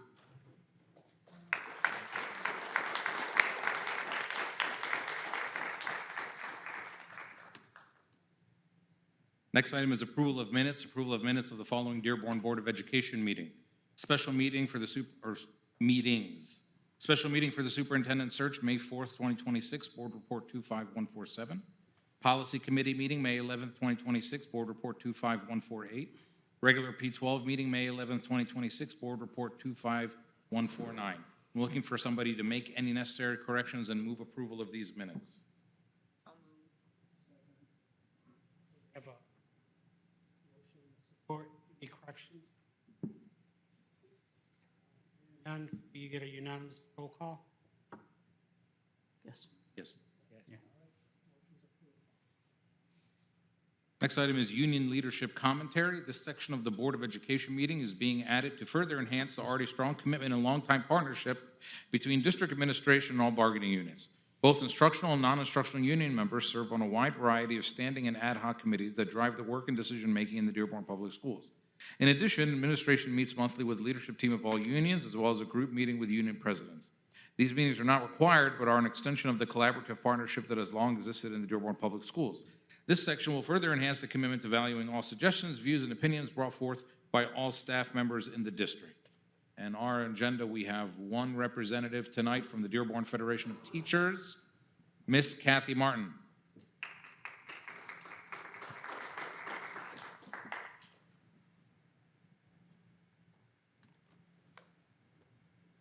Good evening. Happy summer.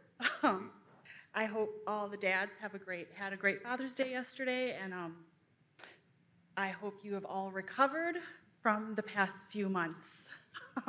That being said, this year had a lot of challenges and had a lot of excitement, I guess, more than I've seen in my 23 years of work here in Dearborn. I'm happy to have that behind us, and we are looking forward to the upcoming year. We have lots to look forward to. We are going to be starting the new school year with a new superintendent and lots of new changes, not just at central office, but across the district. Again, probably more than I've seen in my career here in Dearborn.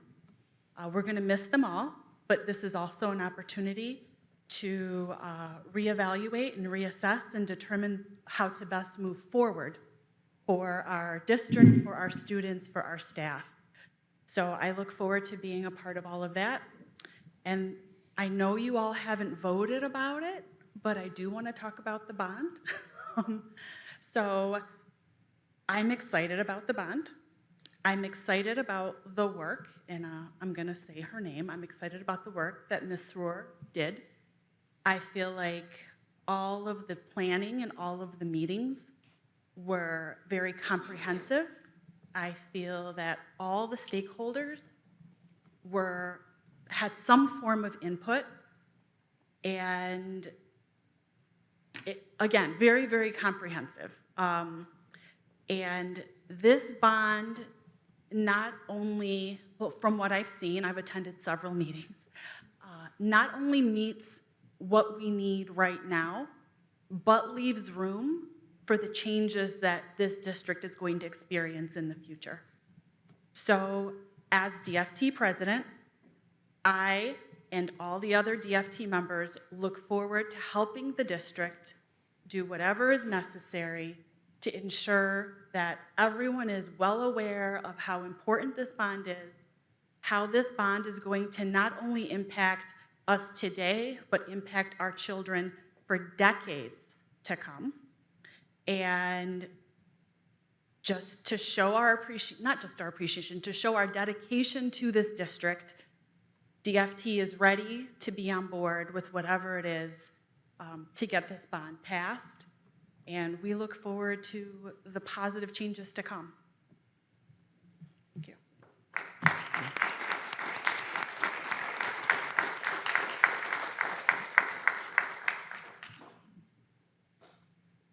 Next item is special reports. Trustee. Oh, sorry. Sorry. Can we, is it possible if we can move citizen participation ahead of special reports and give the time to citizens to address us? That's up to the chair, obviously. But, okay, so I'll make a motion just to move up citizen participation ahead of special reports. Second. How long is special? I think there we have to.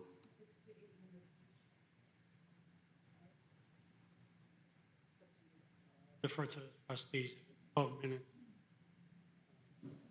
There's a motion on the table. We already made the motion and supported, so. Yeah. Right. So this is a motion to move citizen participation to now instead of after special reports, which is next on the agenda. Yeah. Trustee Bazzi. Yes. Trustee D'Ambrosio. Yes. Trustee Mosin. Yes. Trustee Pelichkov. I will say yes, but we do have students involved in the special reports, which, Either way. we try to defer to having students. So We don't I'm have school this making you week, aware so of that. they can wait, hopefully, yeah. Trustee Subuh. Yes. Trustee Zahar, yes. President Al-Jami. Next item is citizen participation. Citizens wishing to address the board on agenda and non-agenda items for actions who are signed in by 7:10 p.m. or 10 minutes after the meeting starts by submitting a blue card to the board secretary may speak at this time. The board may not be in a position to respond to non-agenda items, therefore speakers should not anticipate an immediate response to their comments or questions. For the benefit of all concerned, do not mention the names of students or school district employees. Please keep your comments as brief as possible. There's a 3-minute time limit on comments made to the board.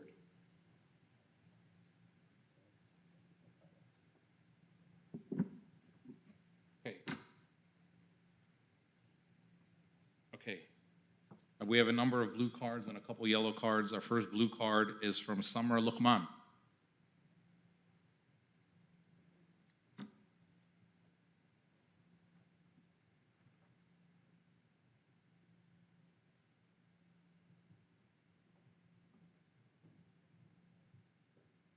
Can you read what my comment card was about? Sure. The comment card is about shortchanging the Salina and Laurie communities in your upcoming bond and how inequitable it is. Yes, I asked for a copy of the plans in May, but I understand if people get busy or are retiring, I didn't get a copy of them. One of your board members suggested I look into your board docs, and I did. So Salina is looking at having its auditorium addition with the music rooms all removed, destroyed. It is the pride of the community. We used it, I remember doing the talent show in there when I was young. We're losing performance space. It was built in the 90s, so we're talking about a facility that's only 30 years old. You guys are wasting taxpayer dollars to demolish something that we fought for, the residents, this community. It has historical preservation issues. There are pictures that were painted literally in the times of the Great Depression. You guys are moving the school closer to industry, and you know how important the environment is to me. And it's not like other schools. The place that you've decided to put this building, this new Salina school, is going to cause huge traffic concerns. But my biggest concern is not any of those things. My biggest concern is honesty, because that's one of Dearborn's core values. And I don't like liars. So I looked at the slide that was presented in May. The district should be honest in their presentations before claiming equitable distribution of bond funding and rebuild of the schools. The slide on the Salina presented in May has a complete and utter lie. The current square footage alleged on that slide is 98,000 square feet, and the new structural building would be 100,000 square feet, showing a net gain of 2K. Before the additions, like this is way back, the original square footage of just the Salina Intermediate School was 110 square feet. The auditorium that was added in the 90s was another 50,000 square feet. 110 plus 51,000 is over 160K square feet. That is what you are demolishing, not 98,000.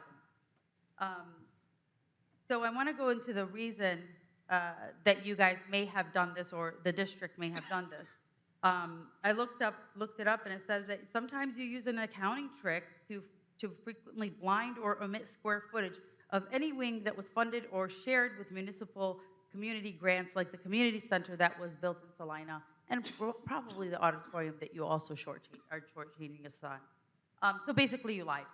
The census tracts of Bryant, Howard, Smith, Lindbergh, Hague all declined in population by 4%. The South End saw a population increase of 3%, Laurie by 12%, and Woodworth by 16%.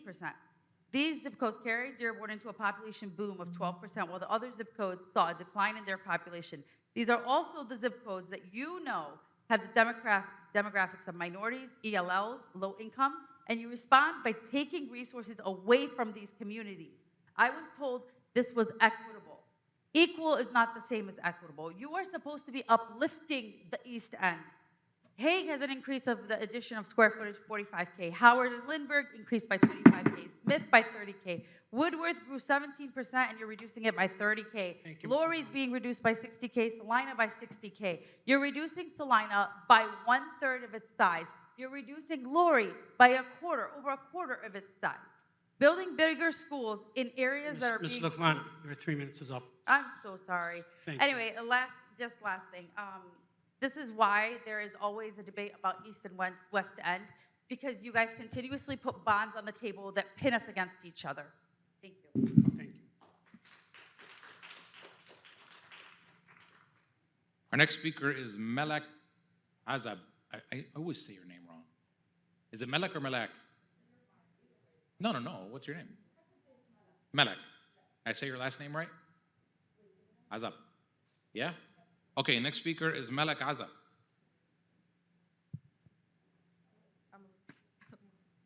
Yeah, you're good. Ready. Good evening. Tonight, I'd like to address the board regarding the ongoing process involving Dr. Adnan Mughni and the questions that remain within the community.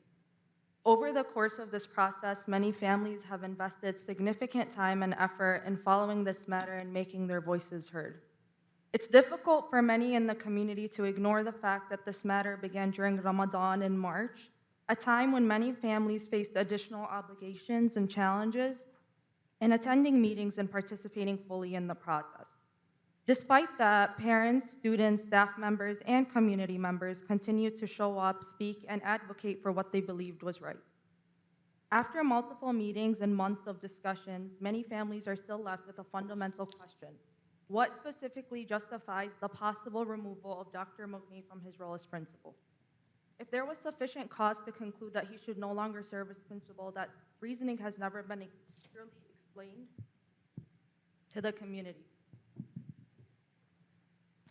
At the same time, if he was considered qualified to continue serving in a school leadership position, many struggle to understand the basis for removing him from the principal role in the first place. That apparent inconsistency is what continues to concern many families. Throughout this process, much has been said about positions, procedures, and administrative decisions. What has not been discussed enough is the person at the center of this decision and the impact he has had on students. As someone with family at McDonald Elementary, I've personally witnessed Dr. Mughni's commitment to his school community. I've seen him attend basketball and track games, spelling bees, and school events, not because he was required to, but because he genuinely showed up for his students. Our principal's influence is measured not only by policies and evaluations, but also by the relationships he builds and the support he consistently demonstrates. Dearborn Public Schools has long recognized and celebrated employees for their years of service, dedication, and contributions to students. Here we have an educator with nearly 30 years of service, someone who has spent decades investing in students, families, and schools throughout this district. That's why many families continue to struggle with this process. Instead of seeing that service acknowledged and respected, they have watched a principal almost be deprived of his position without a public explanation that adequately justifies such a significant action. Transparency builds trust, and families deserve not only to know what decisions are made, but why they're being made in the first place. Dr. Mughni is our McDonald Elementary School principal, and there's a strong hope within the community that he continues in that role. Thank you for your time.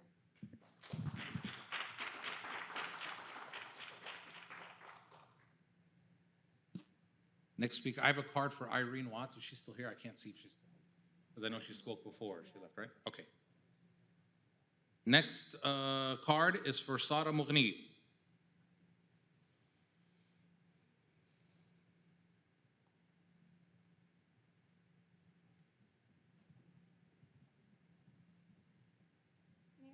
I just have a copy for you guys to follow.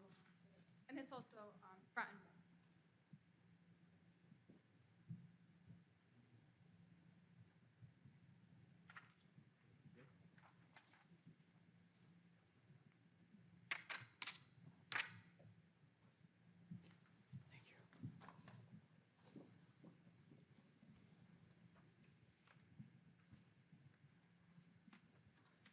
Good evening.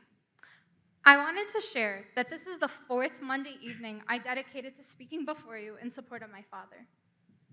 Some may consider it persistence, but I call it negligence on behalf of the board. Last month during the board commentary after the blue card session, there was a conversation on how involved and responsive you are to the emails that you receive. Just because you respond with, "Thank you for your email and for taking the time to share your perspective and support," does not mean we feel seen and heard.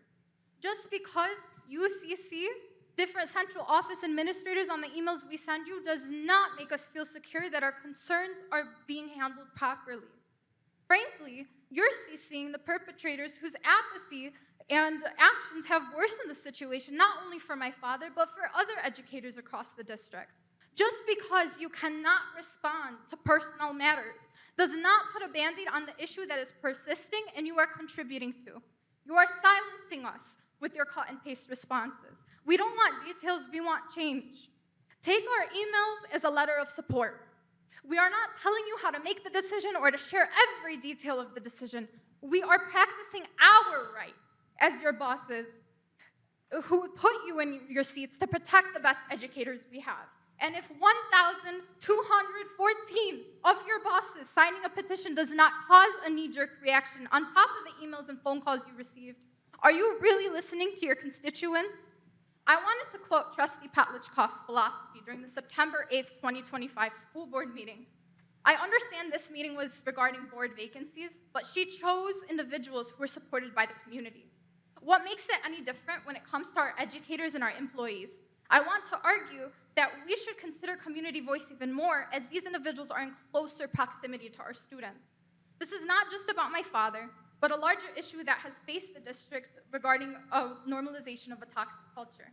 During the February 11, 2019 school board meeting, a school board trustee cited a conversation he had with the highly rated teachers who acknowledged tactics being used against teachers, and more generally, DPS employees. There was, and still is, a shared sentiment among employees that if they speak up, they would face retaliation.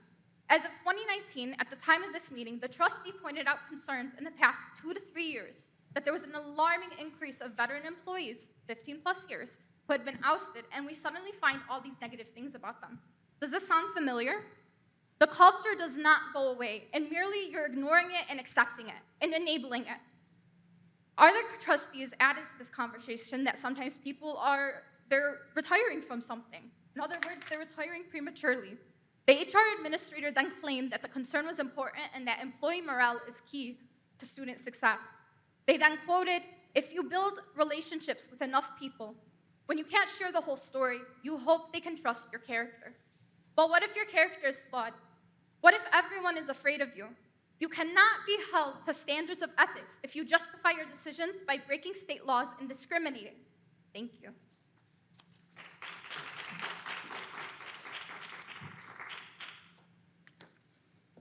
Okay, our next speaker is Dr. Adnan Mughni.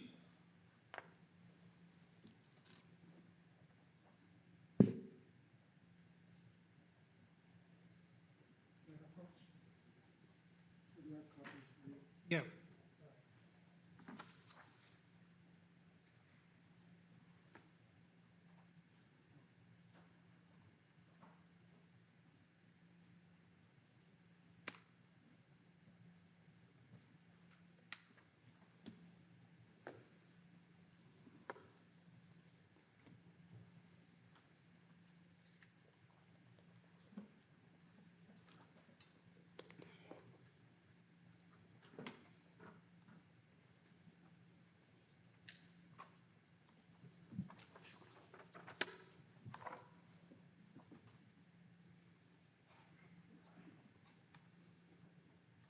What I just passed to you, good evening, President Al-Jami, board members, interim superintendent, Srour. What I just passed to you is my speech for today. Hopefully it's not gonna go over more than 3 to 4 minutes. Table of contents on my performance plan. We have to stick to the time. I will try. I 3 will try. minutes. And table of contents of my artifacts. Okay, these are over 100 pages, so I didn't want to print them out, but I am willing to share them with you. Okay, also a signed performance plan for the 25-26 school year. Okay, so once again, good evening. My name is Adnan Mughni. I'm here to place concerns on the official record regarding the fairness, consistency, and documentation of the evaluation process and performance plan implementation. I do want to send a heartfelt thank you to the McDonald Elementary community for their ongoing and unwavering support.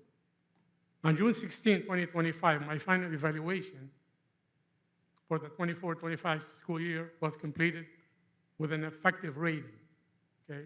Also, it was written as Adnan had an effective year by my supervisor at the time. Following this scheduled performance for the 24-25 school year to review the 12 goals assigned, at 12 goals assigned to work on, plus the rubric that was over 100 domains and subdomains. I fulfilled all that, okay? But 2 meetings to review my work were canceled. So on September 19, 2025, I was informed that my finalized evaluation has been changed from effective, that was 3 months later, effective to progressing to developing, okay? The only explanation I got was there was a miscalculation in the system, in the front line. Was a miscalculation just for me or for everybody that were under the same evaluation system, okay? I never got anything but that miscalculation in the system, okay? I have always and I'm gonna try to skip through some of these, but you do have it in front of you. I will always been and will continue to be a productive team member who puts students first as evidence of signing a new performance plan for the 25-26 school year. I did provide a copy for you. So the plan called for biweekly visits, goals, district support, coaching visits, and scheduled formal reviews for January 2026 and June 2026. While these support visits initially took place, they ceased or they stopped on January 12, 2026, without any written explanation or any communication. Okay? On February 17, 2026, I received a notice that the district intended to move forward with non-renewal of my contract. Okay? This was a clear violation of my performance plan that was supposed to be for the duration of the year. As of January 12th, that was the last time I had a visit. My supervisor, she gave me, this is what she said in her feedback string that she observed. Strong follow-through on feedback and recommendation, proactive development and documentation of safety system, commitment to staff communication and preparedness, willingness to revise and improve system based on reflection, effective use of resources and problem solving within budget constraints, clear focus on student and staff safety. So if I get all this in the middle of the year, okay, why would they move with recommendation for non-renewal of my contract? Okay?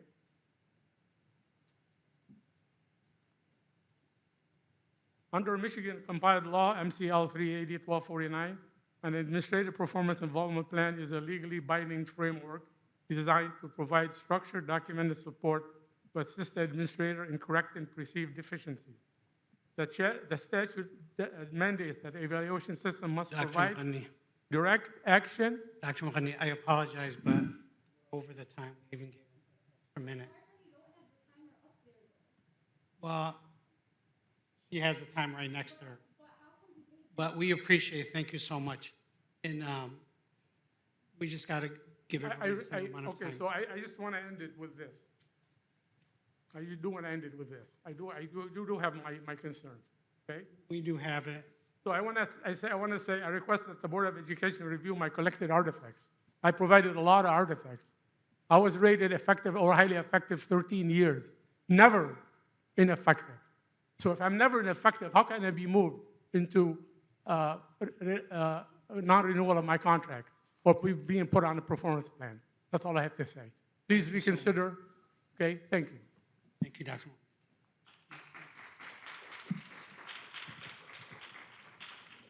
Okay, we have a few yellow cards. Yellow cards are people who want to submit written comment. So let me just get them on the record. First one is from Sara Alawiye. I hope I'm saying that correctly. Is she here? Did I say that correctly? I hope I said that correctly. This is the document that she wants distributed to each board member, a copy of one copy to each board member. I also have from Zahra El-Amara and Watif El-Amara, also a lengthy document to be submitted to each board member on the record. And also Felicia Redinger, I don't know if I'm saying that right, but also another written document to be submitted to each board. Yeah, this is empty, right? I have two more blue cards. The next one is from Muhammad Al-Dahbali. Still here? No, that's the student that we Okay. we recognize for the art competition. Okay. And the last blue card I have is from Mr. Muhammad Ali Hamoud.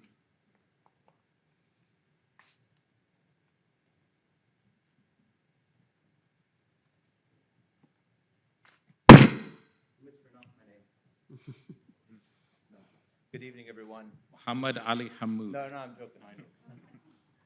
Good evening, everyone. I'll be quick. I'm here wearing two hats. The first hat is my role as the chairman of the Dearborn Area Chambers of Commerce. After watching last meeting, I heard Trustee Bazzi and Trustee Molzep discuss special ed teacher appreciation or teacher of the year. I'm happy to report that I was able to go back to the board and get that set up for next year. My only request is I need someone's help from the district with grading, with setting that process up. So I'll leave that up to you guys. My next hat is as a parent. I had the privilege of watching my son graduate 5th grade from Maples Elementary. And while it was a day of excitement, it was also a day of disappointment. We were in the gym of Maples Elementary where temperatures were over 110 degrees. Now, I only have one child, but I'll always forever remember that my son was drenching in sweat as he got his diploma. So I'm not here to post blame. I'm not here to blame any of you guys, but I'm here with solutions. I think going forward, we need to consider maybe other sites, maybe the Civic Center, maybe HFC. I had the privilege of watching my nephew graduate Plymouth Canton. They did it at Eastern Michigan. And I know cost is one of the issues, but that cost was offset by charging the guest $8. So I was happy to pay the $8 and watch my nephew graduate. My other nephew graduated from Etzel Ford. He only had 6 tickets. I didn't have the pleasure or the honor of watching him because the tickets were limited. So I think that will encourage more people to come to graduation if we're able to get maybe a larger venue. Thank you for your time. Have a great night, everyone. That's all the blue cards. So. Trustee Bazzi. Mohammed Hadi, question for you. The acknowledging special education at Teacher of the Year. I have a business that's ready to sponsor for the next 3 years. 2 years? 3. 3, awesome. Okay. So if we can talk about that and arrange that, I think that will help cement that and keep that moving forward. Thank you for making it a category, and I look forward to seeing that next year. Thank you to you and Trustee Moser for bringing it up.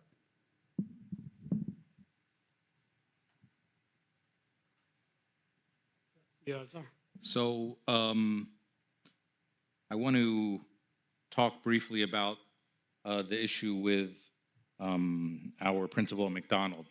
And I'm saying Principal McDonald because I'm not allowed to say names, just so everybody knows why I'm not being mysterious or anything. I know that this has been an issue that has been front and center at a lot of our board meetings recently. And I thought it was very important that we resolve it in a way that didn't end with voting to not renew a contract at the end of April. We had a mandated deadline to solve this by the end of, or by May 1st, I think if I have that date correctly, May 1st. And in the beginning of April, and some board members disagreed with me, but I pushed that we play out the clock as long as we could in order to try to find a resolution. And I understood that a resolution had been found and there was an agreement had been made. And now that we're still talking about this, I'm a little bothered by it because as far as I understood, and let me know if I'm ever saying anything that I'm not, we can't get into personnel matters, obviously, for obvious reasons, and I'm not going to talk about that. But an agreement had been reached, and a resolution had been agreed upon by the parties involved, and now we are still talking about this. This has to end at a certain point. It's not going to end in the way that people are pushing for. That's clear. That should be clear now. And now a resolution was reached. An agreement was reached. And I pushed for the time to be made. There was going to be, in the beginning of April, there was going to be a vote. And I pushed to table that vote because I knew that it would end in a way that would not be favorable to the people who are in favor of keeping the principal at McDonald. That's what would have happened. And so I tabled that vote purposely so everyone could sit and talk to each other and try to come to a resolution. And we were all informed that a resolution had been reached. We can't go back. It's okay, we can't go back and forth right now, but I understand your frustration. I really do. Point of order. Sure. Point of order. Let's not make it a discussion. I'm not, okay. Yeah. So I'm in the world of negotiations, and nobody ever gets everything they want from a negotiation. That's just normal. And I knew that that was going to be the case here, but a resolution was reached. One party or the other could have said no, but they did. That's not what happened. A resolution was reached, an agreement was reached. And so this has to end at a certain point. We can't talk about this forever. What I'm hearing every time it keeps getting brought up, and again, I pushed it. I'm the one who wanted us to wait out the clock as long as possible so that we could get to a resolution where, of course, not everyone's going to be happy, but a resolution that everyone agreed to. And I thought that that happened. And so I understand that people are not happy with the resolution. It happens all the time. But we have to move on from this at a certain point, because we can't keep having these, it's not good for anybody. We can't keep having these discussions every single week, every single month at our meeting, because a resolution was reached. If people were not happy with it, they shouldn't agree to it, but a resolution was reached, an agreement was reached. And I don't want us to be in the position of continuing to talk about this, because the end result is not going to change. And it's not, if it does change, it's not going to change in a way that's favorable to the people who are coming up here talking and promoting their point of view. That's just the reality of it. So we have to, at a certain point, for the best interest of our community and our students, because it's not helping the students at McDonald that we keep talking about this every day, and it's not helping the students at wherever the principal at McDonald might end up in another building. It's not helping them either. We have to prepare for the next year, and we have to move on from this. We must. I'm the one that pushed for it. I keep saying that because this really bothers me. I tried to push that we would get a resolution, and we reached a resolution. And now we're continuing to talk about this. And all I'm hearing every time it comes up, it sounds like a threat of a lawsuit or something. And if it gets to that point, then we can't have any more discussions. And I don't want us to get to that point either. We have to move on at a certain point from this. I understand everyone's frustration. I've negotiated a million times for things and didn't get what I wanted, but had to agree to something. That's life. We have to move on from this. We have to move on for the betterment of all the students involved. That's all I have. Thank you. I do want to, go ahead, Trustee. No, just board follow, we're on board follow-up right now, we're, Oh, I thought that's where we were. Yeah, sorry. yeah. Sorry. Okay. No, it's Sorry. okay. We're board I just- follow-up from the citizen participation. Yeah, I just wanted to address the comments first on Salina and the proposed intermediate or replacement. And in the beginning of this discussion last year, we were talking about the replacement cost and what buildings would be replaced, what buildings would be renovated, and there was a back and forth, and there was only Lori on the table and the special education center. But we moved further than that, and now we introduced the K-8 model, and Salina obviously was introduced to replace. As far as square footage, you know, the citizen that was mentioning, as far as we're shortchanging the students and accusing us of lying is, I'm not gonna go to that level, but it is very unfortunate to say those kind of things on a podium, but the record has to be set straight, that we're not shortchanging students. In fact, we're giving a brand-new facility to that area that needs the help. And obviously, with the new building, you will build it with the best technology possible for air filtration and emissions. We understand the issues that Salina has as far as being unique in that area of our city, very close. And what we have done with the schoolyard project, with the greenery, with also now the next phase would complement the school's location or proposed location. I'm very excited about the bond, and I think it is helping our students. They deserve, our students deserve great state-of-the-art buildings to go to.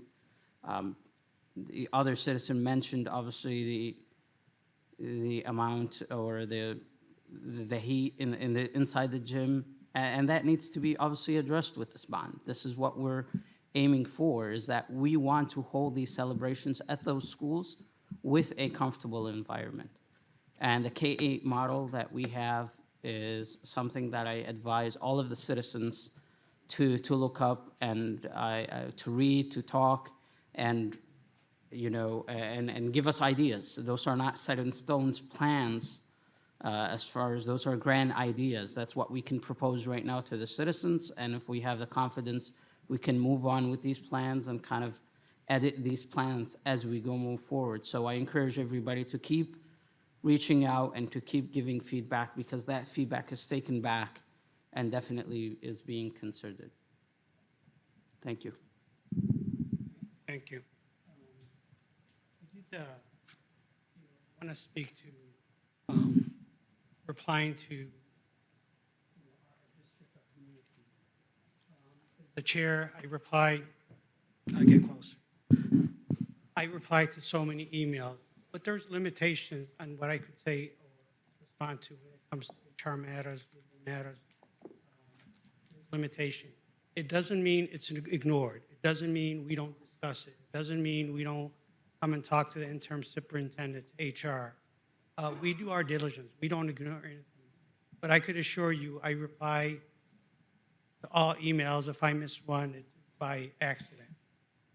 When we had the vacancies, we got so many recommendations. We got the superintendent candidates. Everybody's recommending their own individuals. I cannot respond and say, you're right. This is the right candidate. We have to be neutral. When it's with HR matters, we cannot discuss that. But I could assure you, none of us are ignoring anything. But to say that we did not respond and use my comment from the past, I've learned my lesson, when I was on the other side, to make sure that I reply. And I reply to all. It takes a lot of effort. It's not easy to reply. We have, in some cases, we had a situation the other day where, thank you to Ms. Srour, the problem was resolved. Schools. People do email us and we reply and we do follow up. I just want to make that clear, not just for the audience here, but for everyone. 22. Any other comments? One more thing on as far as the bond. Our biggest thing with the bond, and we're going to talk about it, is we are doing our due diligence, and we talk about auditorium and some of these other facilities. We've had long discussions. We want to make sure that the new schools have the amenities that is needed. We're not going to take, our goal is not to take anything away. We're going to make sure the auditoriums are there. We're going to make sure the gyms are there. We're going to make sure that everything that we have is there. We also our intention to make things better. So we're not trying to change. In the past, we had, schools like a Becker where my kids went to. Maybe there's things not done as well with regard to the gym and so on. Our goal for this bond is to make sure all the amenities are there so our kids could have the best. Moving on. Okay, we're back to special reports. First one is expect, respect, and behavior data. I don't know if I stressed the right words there. Expect, respect, and behavior data. Is that right, Lamis? Okay, good, thanks. From Ms. Carol Reynoso, Dr. Violet Swadan, and students Hiba Gasuda. How do you say your last name? Correct? How do you say it in Arabic? Gsuda. Hiba Gsuda, Lena Swalem, and Amani. Is Amani here? She's not here. Okay, but I'll say her name anyway. She's supposed to be here. And Amani Al-Fatlawi. And also, Dr. Swadan was not able to join us, but she very much participated, and these are her students that are presenting with me. So good evening, President Al-Jami and members of the board and interim superintendent. Thank you so much for this opportunity to share with you about the Expect Respect initiative that we have begun this year, and we're going to continue. We're going to share with you some of our plans, and the students also put together some information about this initiative. So just briefly, Expect Respect is a district-wide initiative designed to foster a positive culture of respect and safety amongst students and staff by establishing clear expectations and accountability for respectful behavior. We do know this has been one of the board's goals for our district through the strategic plan, and this is how we are really working to address it. The program addresses bullying systematically through evidence-based strategies, creating a supportive environment where all members of the school community feel valued and protected. So we're very excited to share more with you about the data around bullying and then what this program looks like. So that brings us back to our next point, why expect respect. So obviously we know every student deserves to feel safe, included, and respected at school.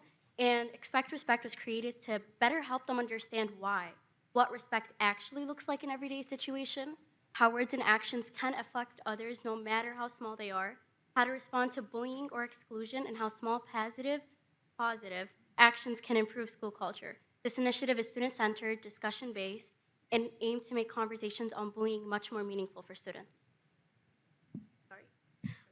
I also want to go over some statistics. It's data from the 2021 to 2022 National Center for Education Statistics.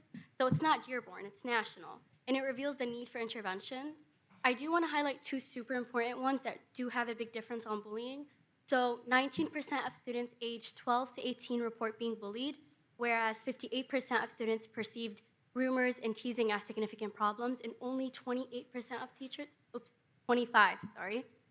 teachers shared that perception. So what does this mean?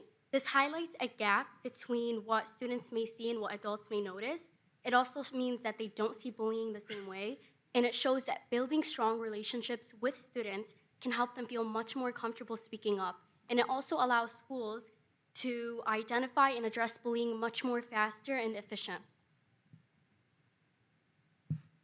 Impact of bullying on youth. We have 4 major areas. Emotionally, 38% report negative feelings about themselves. Academically, 27% suffer negative effects on their schoolwork. Socially, 24% report negative effects on relationships with family and friends. Physically, 19% experience negative physical health impacts.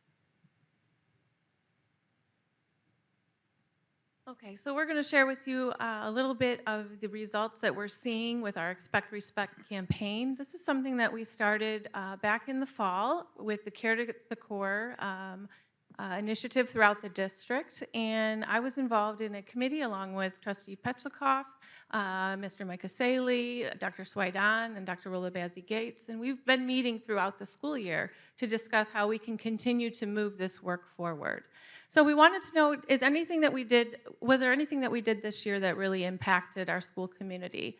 When we looked at perception data comparing 2024 to this year, 2026, what we found was that there was a 13% relative decrease in students reporting that they were often bullied. And then when we looked at the staff observations, as well as their perceptions in school climate, we noticed a 16% relative decrease in the frequent bullying concerns from the staff. So we are seeing some modest improvements in our school cultures. As well, we looked at our parent perception survey and our student perception survey, and we're seeing good results there as well.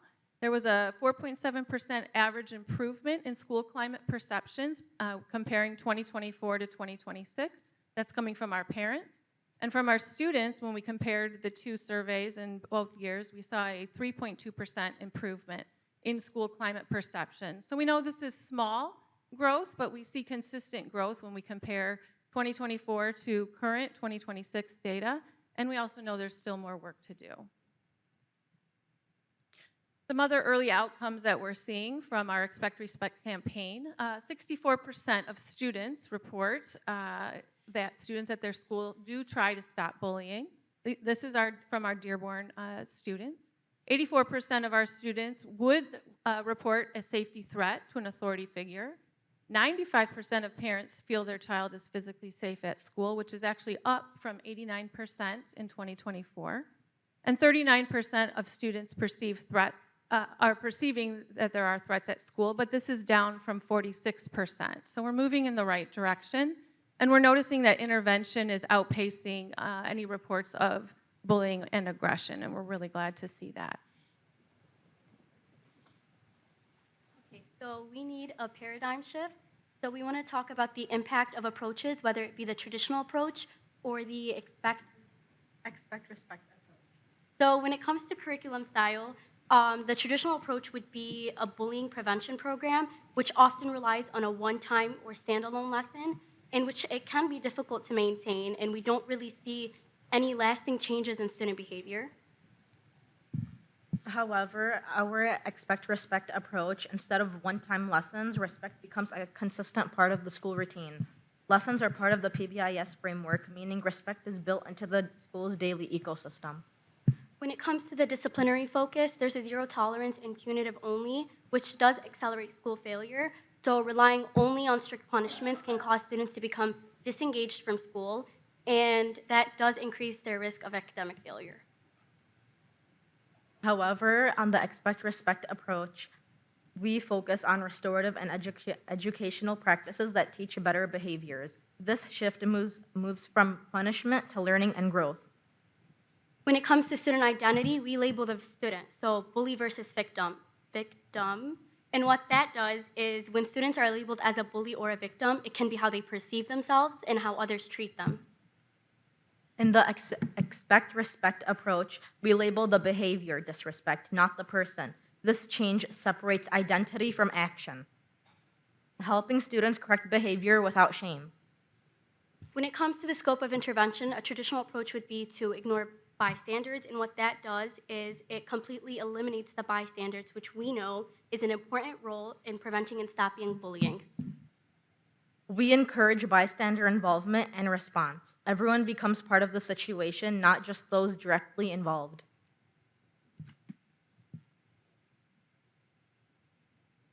Expect respect becomes foundation for school-wide behavior. So the key shift is moving away from the word bully and defining behavior as disrespect. By separating behavior from identity, we create a common language that allows quick corrections without attacking character. The expectation is simple: respect is the norm for everyone. Students are taught exactly what respect behavior looks like in different settings, whether it's monitored by a teacher in a classroom or in an area like a cafeteria with less teachers and staff.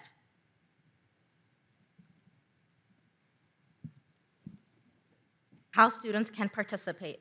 Throughout the presentation, students participate in reflection activities, real-life scenarios, group discussions, and interactions. We ask students questions such as, what does respect look like to you? How would you want others to treat you? What would you do in the situation? These conversations can help students make connections to their own experiences while also encouraging active listening, empathy, and collaboration. So one of the key movements of the Expect Respect initiative is the stop, walk, talk routine. And it gives students a clear and simple way to de-escalate a situation and stop a situation from even happening. So first, the students will confidently tell the perpetrator to stop. And then if it still continues to go on, they'll just walk away to avoid escalating the situation. And if it still persists, they can talk to a trusted adult about it. And what this does is it empowers students with self-advocacy, conflict resolution, and to know when and how to seek support. The upstander response. We focus on empowering students to act when they see disrespect. We teach the difference between being a bystander and an upstander using the slogan, "Are you a bystander or an upstander?" Students learn 3 key actions: interrupt, remove, comfort. Interrupt, use the stop strategy to address the aggressor. Remove, help the targeted person leave the situation. Comfort, offer support and empathy afterwards. These steps give students a positive change in real-life situations. Thankfully, there's also an adult role that can, there's a 4-step response protocol. So step 1 would be to acknowledge the situation. Immediately validate the student, maybe by saying, "Thanks for letting me know." Step 2 would be to listen, empathetically gather the facts, who, what, when, and where, and ask if this is the first time it occurred. Step 3 would be to assess. Ask the student if the person is likely to retaliate if confronted by an adult. And step 4 would be to take action. Help the student select a course of action, whether it be to file a report, speak to a counselor, create a distance plan, mediate with an adult, or even let it go. Why student-led initiatives matter. Students often better respond more positively to conversations that feel relatable and authentic.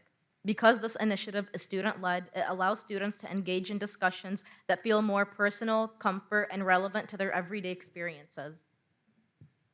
Peer-led conversations can help strengthen student engagement, encourage accountability, improve communication among students, and even promote empathy and inclusion within schools.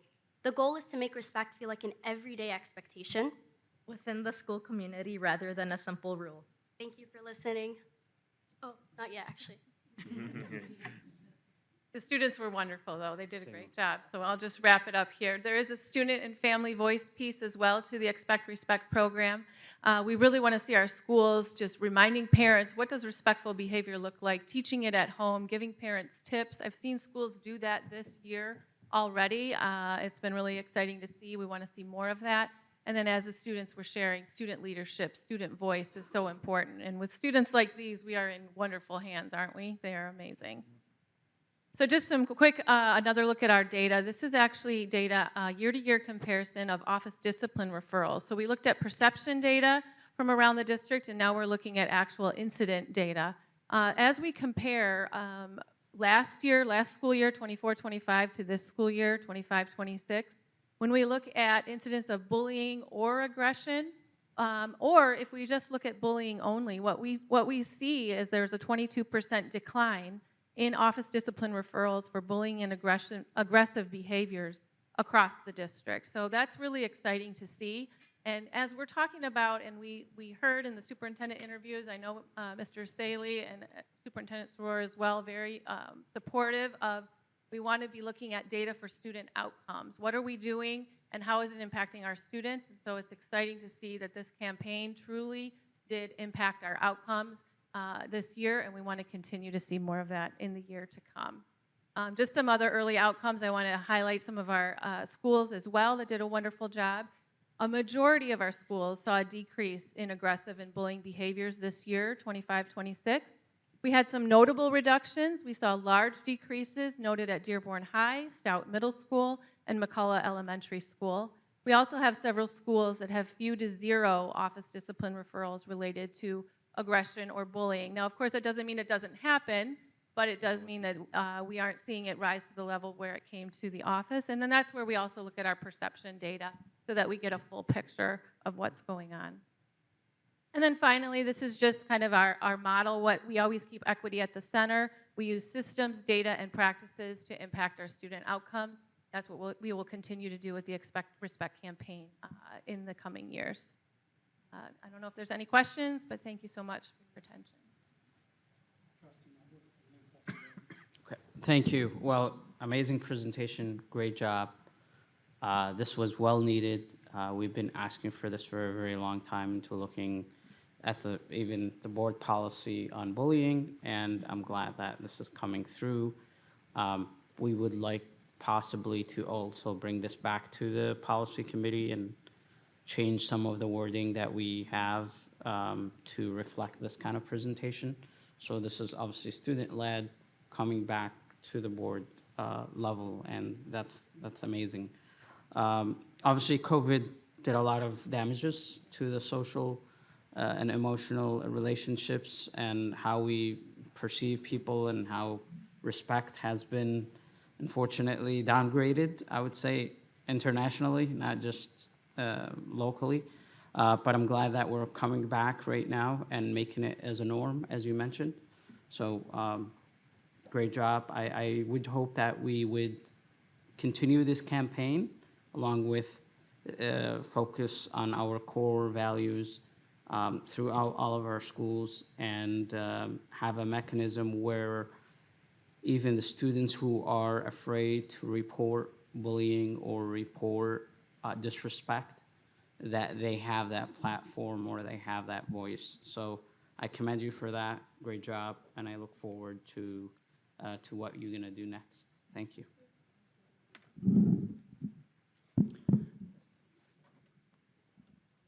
You know, one thing about the Expect Respect initiative that I really liked when I was first informed of it and learning about it, you know, a lot of times we focus on bullies and bullying behavior, but also self-respect, and that turns into self-confidence, right? it's both, it can be both sides when somebody has that confidence that can, especially a child has that, it can stunt, behaviors that happen there, as well as the friends that are around, being able to stick up to others. Can you talk a little bit about that and the initiative about making sure that you not only do you respect others, you respect yourself in any situation? So self-respect, that's part of our social emotional learning piece. What I think about when you're speaking, Trustee Bazzi, is the idea around being an upstander. And so, when our students feel confident, they feel like they can have a culture of, or they can create a culture of upstanders. I was actually just speaking to the principal over at McCullough Eunice, Mo Abu Salah, and he was telling me just last week that when he came in and as the leader of the school, he really wanted to create a school where it was the norm to be kind, where it was the norm to stand up for others. And McCullough is one of the schools we're talking about tonight, and I shared that with him. And so again, we're seeing that kind of culture shift. And so as our students feel more comfortable, and perhaps the students can verify this, but as you feel more comfortable to stand up and it becomes the norm, then you have confidence in doing that. And then I hope, it's like the rising tide lifts all boats. We're all lifting up one another. I don't know if you guys want to say about self-respect. You can't really stand up to anybody unless you respect yourself. So it would, yeah, that's all I can. Are they students in McCullough Eunice? No, these students, I'm sorry, they're from Fortson. Fortson, Yes, okay. Fortson High School. Yes. There you Yes. go. They have big plans. We discussed them before the meeting. Well, you guys did really good today. Thank you. And we're glad we have you next year. Yeah, that's true. A couple points that stood out to me. I really appreciate the efforts on being student-led and the intentionality behind, students do respond well to other students, and I think it starts from the ground up as we're building. But from that point I also really appreciate the intentionality of parent involvement and education and training, because that needs to be reinforced, night and day and at home.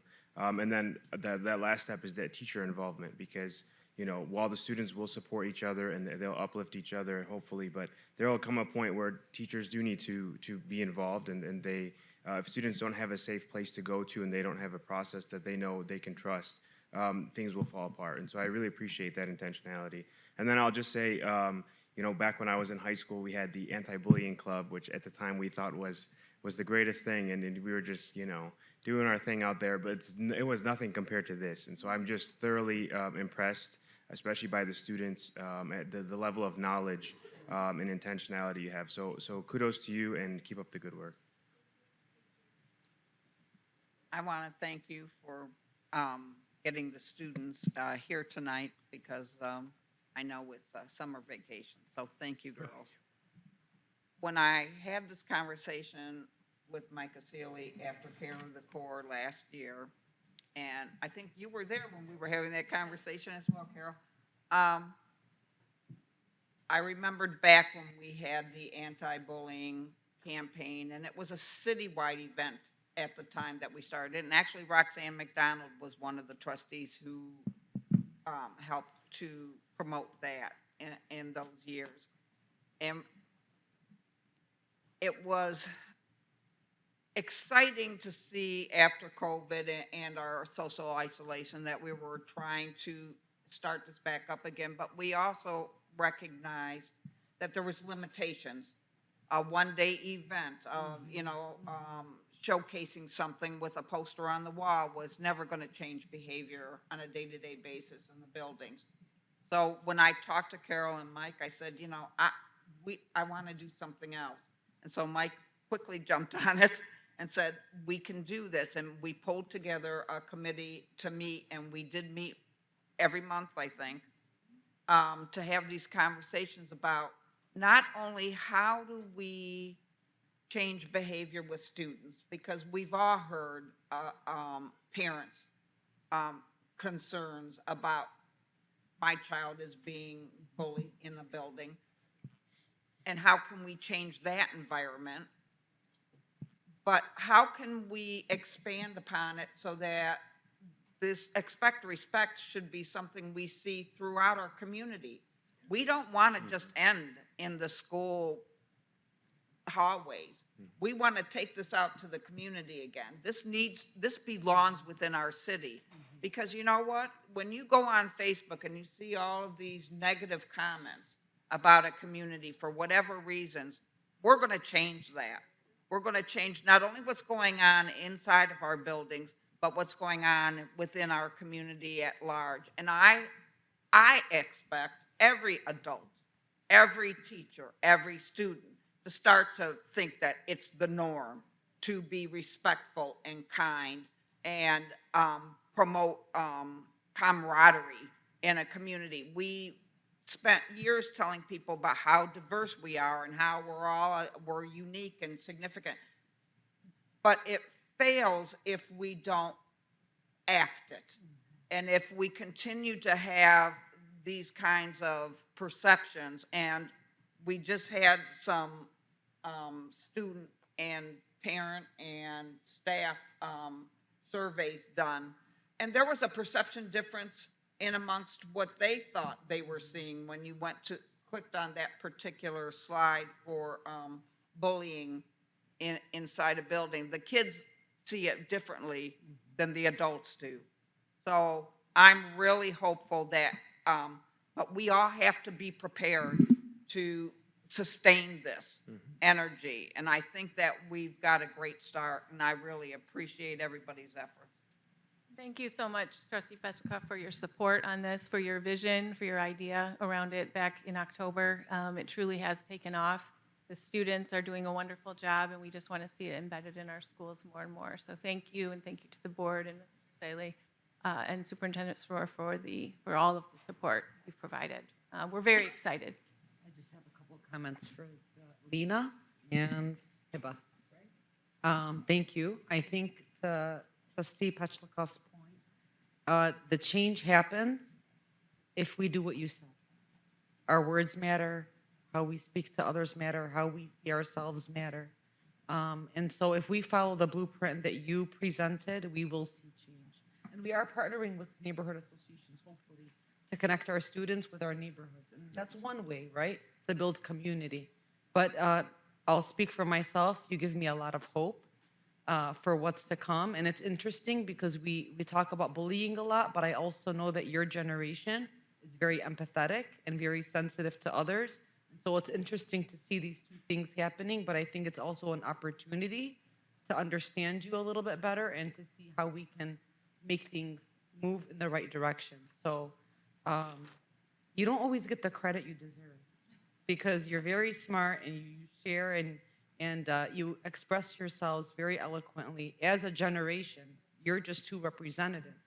But we just need to listen more carefully to you, and I think that's what we're doing tonight. So thank you. I'll be very brief. First of all, Ms. Reynoso, thanks for being such a great role model to these two. And to Hiba and Lena, when you apply to law school one day, let me know so that I can help you out with your application. Okay, thank you. I don't think they're going to need any help. Well, I want to help anyway. And I really have to attribute or acknowledge Dr. Swaidan as well. She works with these students on a pretty regular basis, and she's very passionate about what students can contribute. So I just want to make sure she's acknowledged as well. Thank you guys for your kind. So you're going to law school? No, come on. It's okay, I am. Okay, thank you. Okay, let me know. Thank you. Thank you guys.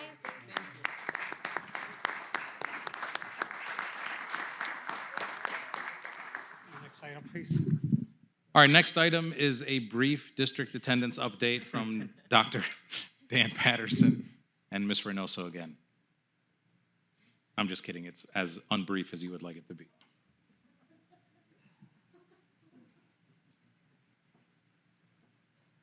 Good evening, President Aljami, Interim Superintendent Srour, and Board Trustees. I'm here with Ms. Reynoso to update you all on our recent efforts to improve attendance in the district. I'm going to start with some background and data before I turn it over to Ms. Reynoso to talk about some of the work she's been doing with our schools. I think you're all aware that this has been a piece of our strategic plan for the last 3 years. This is the last year of our current strategic plan, but improving attendance rates has been one of those key goals. It also has been a a piece that you gave to former Superintendent Dr. Maleko as a goal a few years ago to develop an attendance initiative. So we did that last year, and this is our first year rolling that out. So just to give you a little background on some of our definitions, average attendance, average daily attendance is when we look at all of the students and all of the days they could attend and all of the days they actually did attend. So this is cumulative across all students over the whole year. Chronic absenteeism is typically 10% of the school year. If a student misses 10%, then they're chronically absent. And the chronic absentee percentage of a school is how many of those students are chronically absent. These are not numbers that equal 100. So we often have schools with an attendance rate of around 93%, but we could have chronic absenteeism rates of like 20%. They're just looking at different ways of measuring attendance. When we talk about truancy versus chronic absenteeism, truancy is really about unexcused absences, and we're looking more at compliance and legal obligations to have students attend school. When we talk about chronic absenteeism, it's more about all absences, and we're looking at the academic and social impacts of attendance. And I think you all know attendance is important. There's a lot of reasons we want to make sure students are attending school, but a couple of the main reasons that chronic absenteeism can impact students is academic outcomes. If kids aren't here, they're missing lessons. They're not going to be able to engage in their schoolwork as well. And then also they're missing out on the social connections between students and their peers. If we take a look at the trends in attendance data nationally at Michigan and in our district, we're going to see the same overall trend. This national attendance, if you look at the graph from bottom up, pre-COVID, the rates were about 15%. Right after students came back after COVID, it doubles to around 30%. And then the years after, we're starting to see a downward trend, but still nowhere near what we saw pre-COVID. If we look at Michigan, we're going to see the same trend. Michigan is a little higher than the national average. We were around 19-20% pre-COVID. Again, it doubled to around 40. It's coming down, but still not fast enough or close to pre-COVID terms.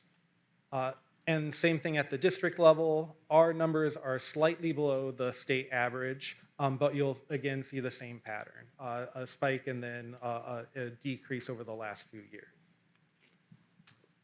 And then just telling you where we are in terms of our attendance initiative. Like I had mentioned, you had given Dr. Maleko a goal of coming up with an attendance initiative. We started implementing that this year. In September, we had a few schools pilot a module that we had in our student information system. There is a new component that allows us to run some better data and graphical reports for schools to have them get their information a little easier. So we worked with 3 schools on utilizing some of that program. 15 of our schools are working on a PBIS MTSS initiative and are tracking attendance as part of that. And then our ongoing work is making sure that we include attendance data as part of our regular meetings with our administrative staff and looking at it throughout the year and increasing our communications campaign with our families throughout the year as well. Okay, so back with some data and some early outcomes again. Again, this was another pilot or initiative that we started this year. So I just want to highlight some of our schools and some of the good work they were doing. So at Edsel Ford High School, they actually reestablished a team, their PBIS team, and they really took a strong look at their attendance practices. So they had a large school-wide event to celebrate all students that had a very low number of tardies. Tardies obviously impact, it's not necessarily attendance data, but it impacts student achievement. And out of about 1,500 students, they had almost 1,000 students that were able to attend, and they had a lot of incentives and prizes. It was a really positive event. I was able to attend. It was really, really great for school spirit and also looking at their attendance. And then looking at their data, what you're able to see is that they saw a reduction in their higher levels of truancy. So students that were repeatedly tardy or to school or tardy to class, they saw a reduction throughout the year as they were focusing on that. Stout Middle School did a really deep dive into their attendance data. They were one of our pilot schools as well, using the MyStar Q Analytics. And they really looked at what were some of the reasons behind chronic absenteeism. What they found was students that traveled overseas or transportation barriers were some of those reasons. They also were able to pinpoint some trends. So they noticed that Tuesdays were the days that attendance was most affected. And they also looked at it even by an hour-by-hour basis, where are students most likely to be tardy, and then how do we intervene on that? So again, they're using their data to inform their interventions and then affect their outcomes. So what were their results? Their early results showed that their chronic absenteeism actually reduced significantly. And I just want you to take a look at this slide. This just shows what the kind of data analysis that they were doing on a monthly basis, and I won't read the entire thing, but they were able to, again, pinpoint that Tuesdays were a day where they had a high average of absenteeism. They were able to then contact families and have two-way communication with families around absenteeism, and they did see about mid-year, they saw a marked decline from about 20% down to 13%, a reduction in chronic absenteeism. So they did see some early results. And as they continued on, they did see there were some challenges in the wintertime, and actually district-wide, we noticed that January was the month where we had the most absences district-wide. So again, they continue to use their data, and that's really the story here. They're using their data to inform their interventions to then impact their outcomes. Nowlin Elementary also used the MyStar Q Analytics program, and they were looking at also what were the reasons behind their absenteeism: illness, vacations, or family emergencies overseas. I do hear often from building principals that families traveling, does impact their attendance often. And then just a couple more district models. I really had to highlight Miller. They did a wonderful job with a targeted intervention, and they saw a 28% relative decrease in their chronic absenteeism this year. I asked the principal and the assistant principal, what did you do to create that outcome? And they told me there was a weekly outreach that they had their office staff reaching out, having those two-way conversations. When I say two-way, what I mean is not just a blast, although that's good, and we do that for all students, but it's reaching out and really having those conversations with families around what's the barrier, what happened, do you understand how many days your child has missed? And just by doing that, and that is a research-based strategy, a 28% impact, decrease in chronic absenteeism. So that was really, really impactful, I believe. Eunice Middle School, they had a tardy initiative, and I just really liked the process that they took. They used their data. They identified that they had a problem with tardies. They began an initiative in January, and then their data shows a significant reduction. And so these higher bars here are from before they started their tardy initiative, and then you see the reductions in their tardies. And again, when kids are in class, they're not in the hallways, they're where they're supposed to be, the learning then improves. Fordson was another one of our schools that really addressed their tardies, and they did hallway sweeps. They wanted to make sure students were in class where they needed to be, and they really took that on. So what are some of our next steps in our data analysis? So looking at our district level data, we saw the majority of our schools saw decreases in their absenteeism when we looked at district-wide data earlier this year. As Ms. Reynoso said, January was the highest number of absences. It was a cold month. We had a lot of snow days. Our district-wide chronic absenteeism rate last year was about 26%. We were about 21% last time we looked at our data, so it does look like we are decreasing over the prior year, which is what we were hoping for.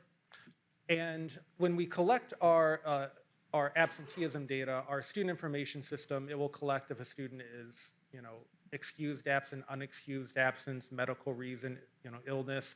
But it doesn't necessarily collect some of the deeper data that helps us see where some of our issues might be. So we did do a poll with our administrators and asked them, with your chronic absentee students, what are some of the issues that you see as barriers and reasons why they're missing school? So these do not add up to 100%. We just asked them to kind of relatively rank some of the issues that they were seeing. So illness is one of the larger ones. Family vacations is another. Some have transportation issues. Many of our schools have multiple factors as well, but this just helps us kind of inform some of the next steps that we can use to support schools.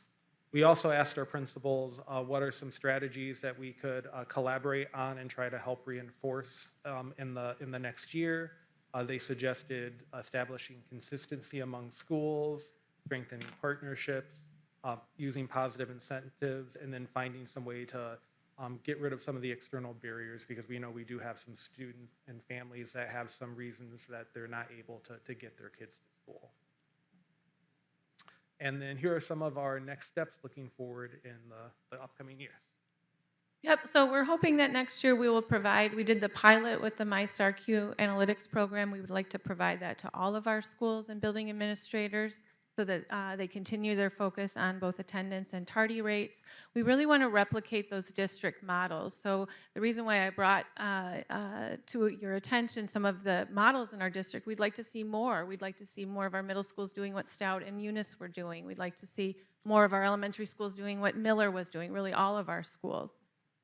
We want to utilize the MTSS framework, so a multi-tiered system of support, not only for academics, but also for attendance. We want to provide training and coaching for our schools, for our administrators, for our teachers, for our staff, our social workers, our ancillary staff, so they can continue to support our students, and then do that progress monitoring. So taking a look at that data in each school, are we seeing outcomes from the interventions that we're putting into place? And we're hoping to have a small district leadership team next year really focused on attendance and behavior through that multi-tiered system of support framework. Thank you very much, and I don't know if there's any questions. I do have a question. More focus on the high school. Do you have any data on specific high schools? One of the things, the challenge that I see is consistency. So some schools might have a better system than others. There was a communication that I sent with regard to a certain school. And absenteeism, it became really chronic. And kids, when they tend to brag about it, it's not a good thing. It gives the wrong perception, even though other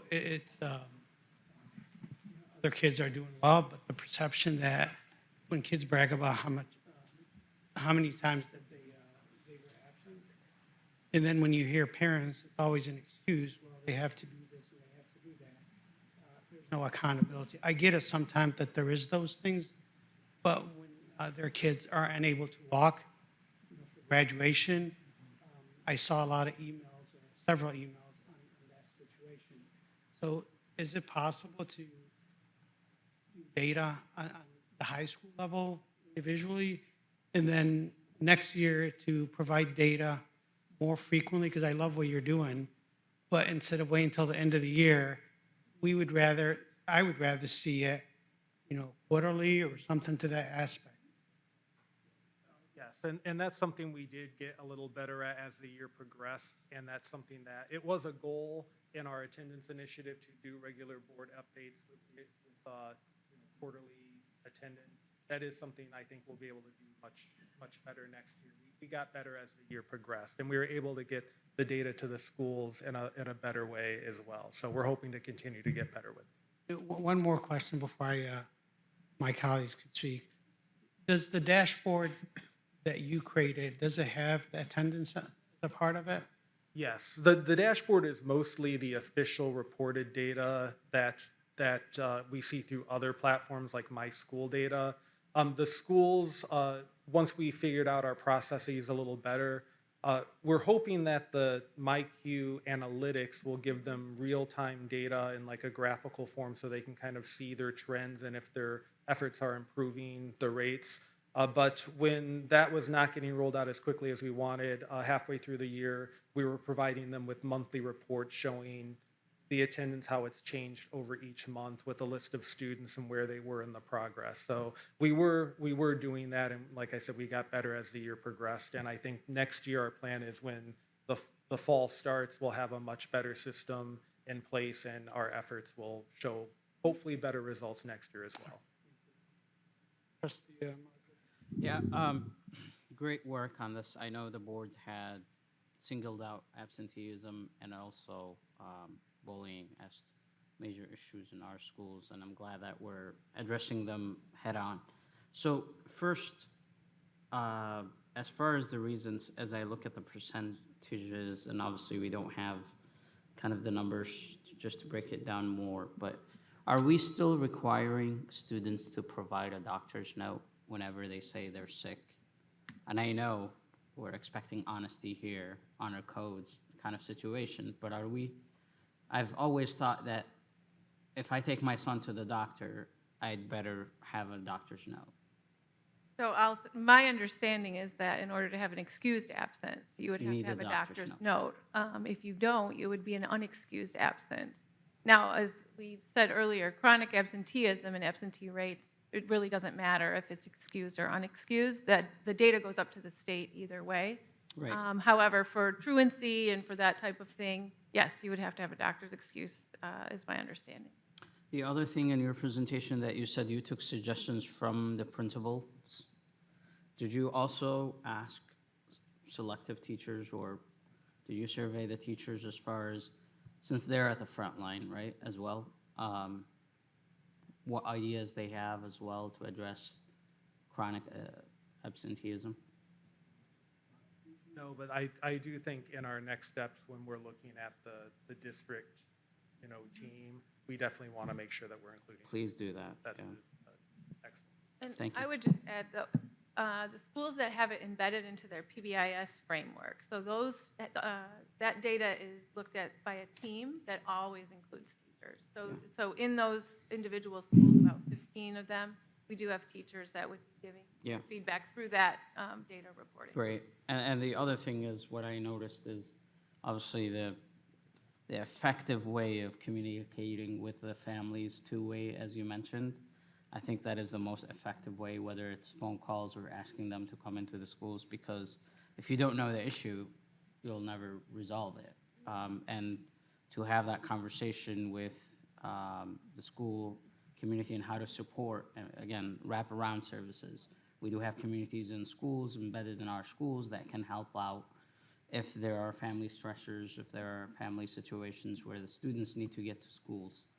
Because we mentioned that in the beginning, if the students are not in the schools, I mean, it's not serving them well to be successful at all. So I would hope that we would become, I don't want to use the word strict, but persistent on making sure that doctor's notes are handled in a systematic way where HIPAA laws are respected, obviously, but in order to record unexcused, you got to turn in that note.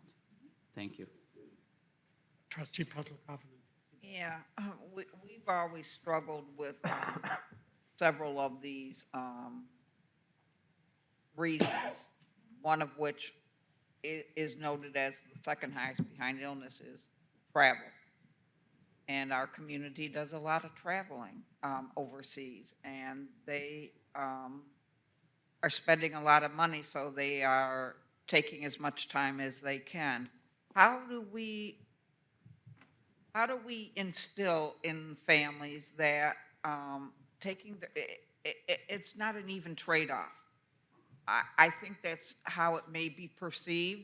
I'm spending $1,000 to fly over to visit family, and we're going to spend a month there, and it's not a big deal for my kid to be out of school. They're a third grader or fifth grader or whatever. How do we challenge that with parents who, in this community especially, we have a large percentage who have grown up with an expectation that they're going to be kind of fluid with their perception of the necessity to be in school for a concentrated amount of time? I think that's a great question. I think it's as Trustee Mosip said, a lot of that two-way communication and kind of looking at things through a tiered perspective. So there's universal, parent education. We want to make sure all parents understand what's the data, what's the research say around chronic absenteeism and student achievement, because there's a real correlation, and they may not realize it. Sometimes we don't even know what the impact is until we actually take a look at that data. And then looking at, students that might be missing, getting started early. So at the end of September, if we have students that have missed already 2 to 4 days, or we get into October and we have students that are just coming in because they've been traveling overseas and now they've missed many days, having conversations more individually with those families around what does that mean for their student and the achievement. So I think parent education around the data and just around the outcomes for their child and their achievement, for their ability to learn to read and to stay current with their academics is really important. I think it's ongoing.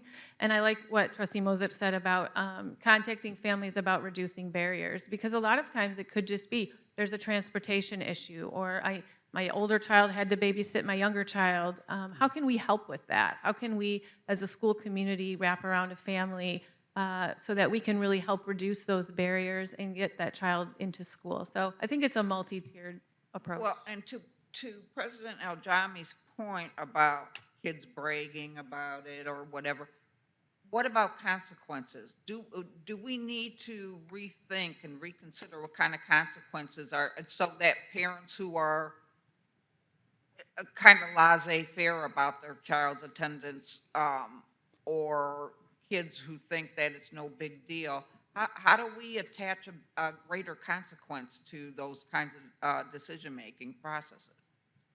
Some of our schools, kind of looking at that from a flip side, but have incentives, right, around attendance. And so that was something Edsel Ford did. They had a large event, and the students knew what the criteria was. And so there was a celebration and a school-wide event.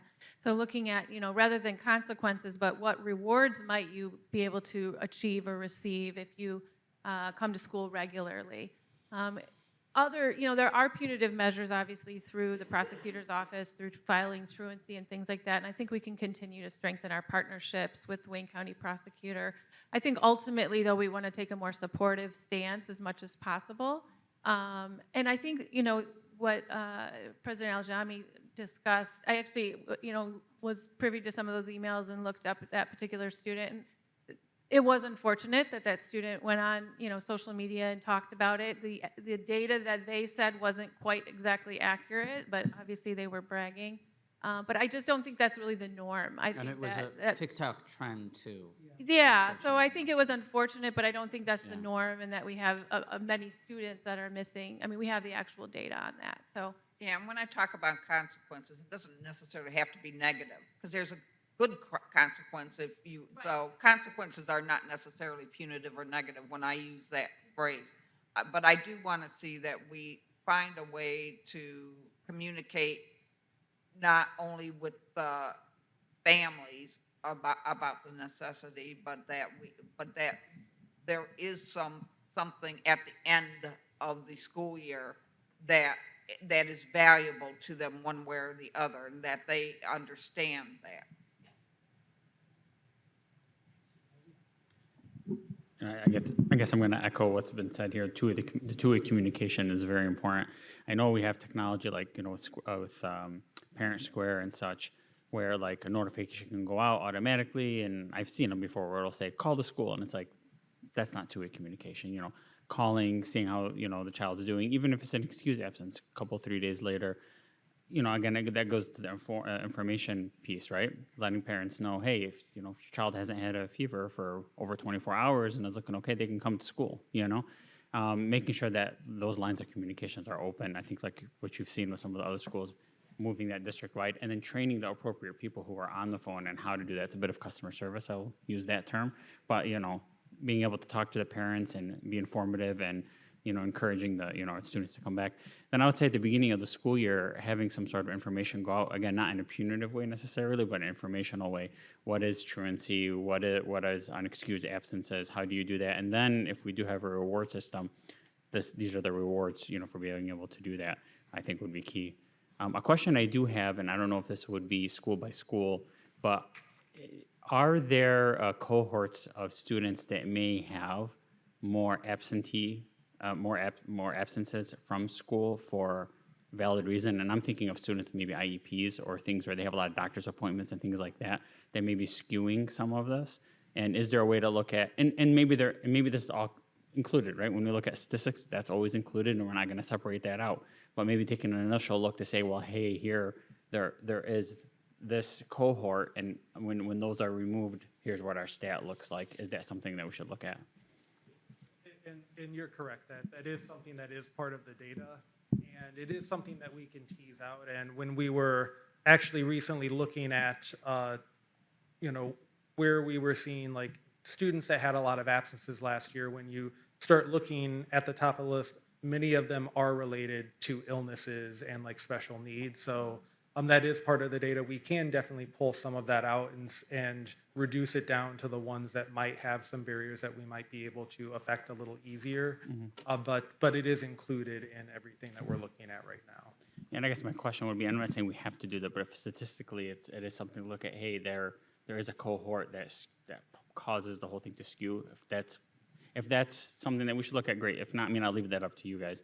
But I would also say if there is that cohort, sometimes it's easy to say, okay, I'm just gonna keep them home one more day, because of whatever reason. Again, that goes back to that two-way communication, especially with us, if there's a special cohort that's there, being able to encourage them to come to school and not only get, the academics, but the PT, the OT, and all of that.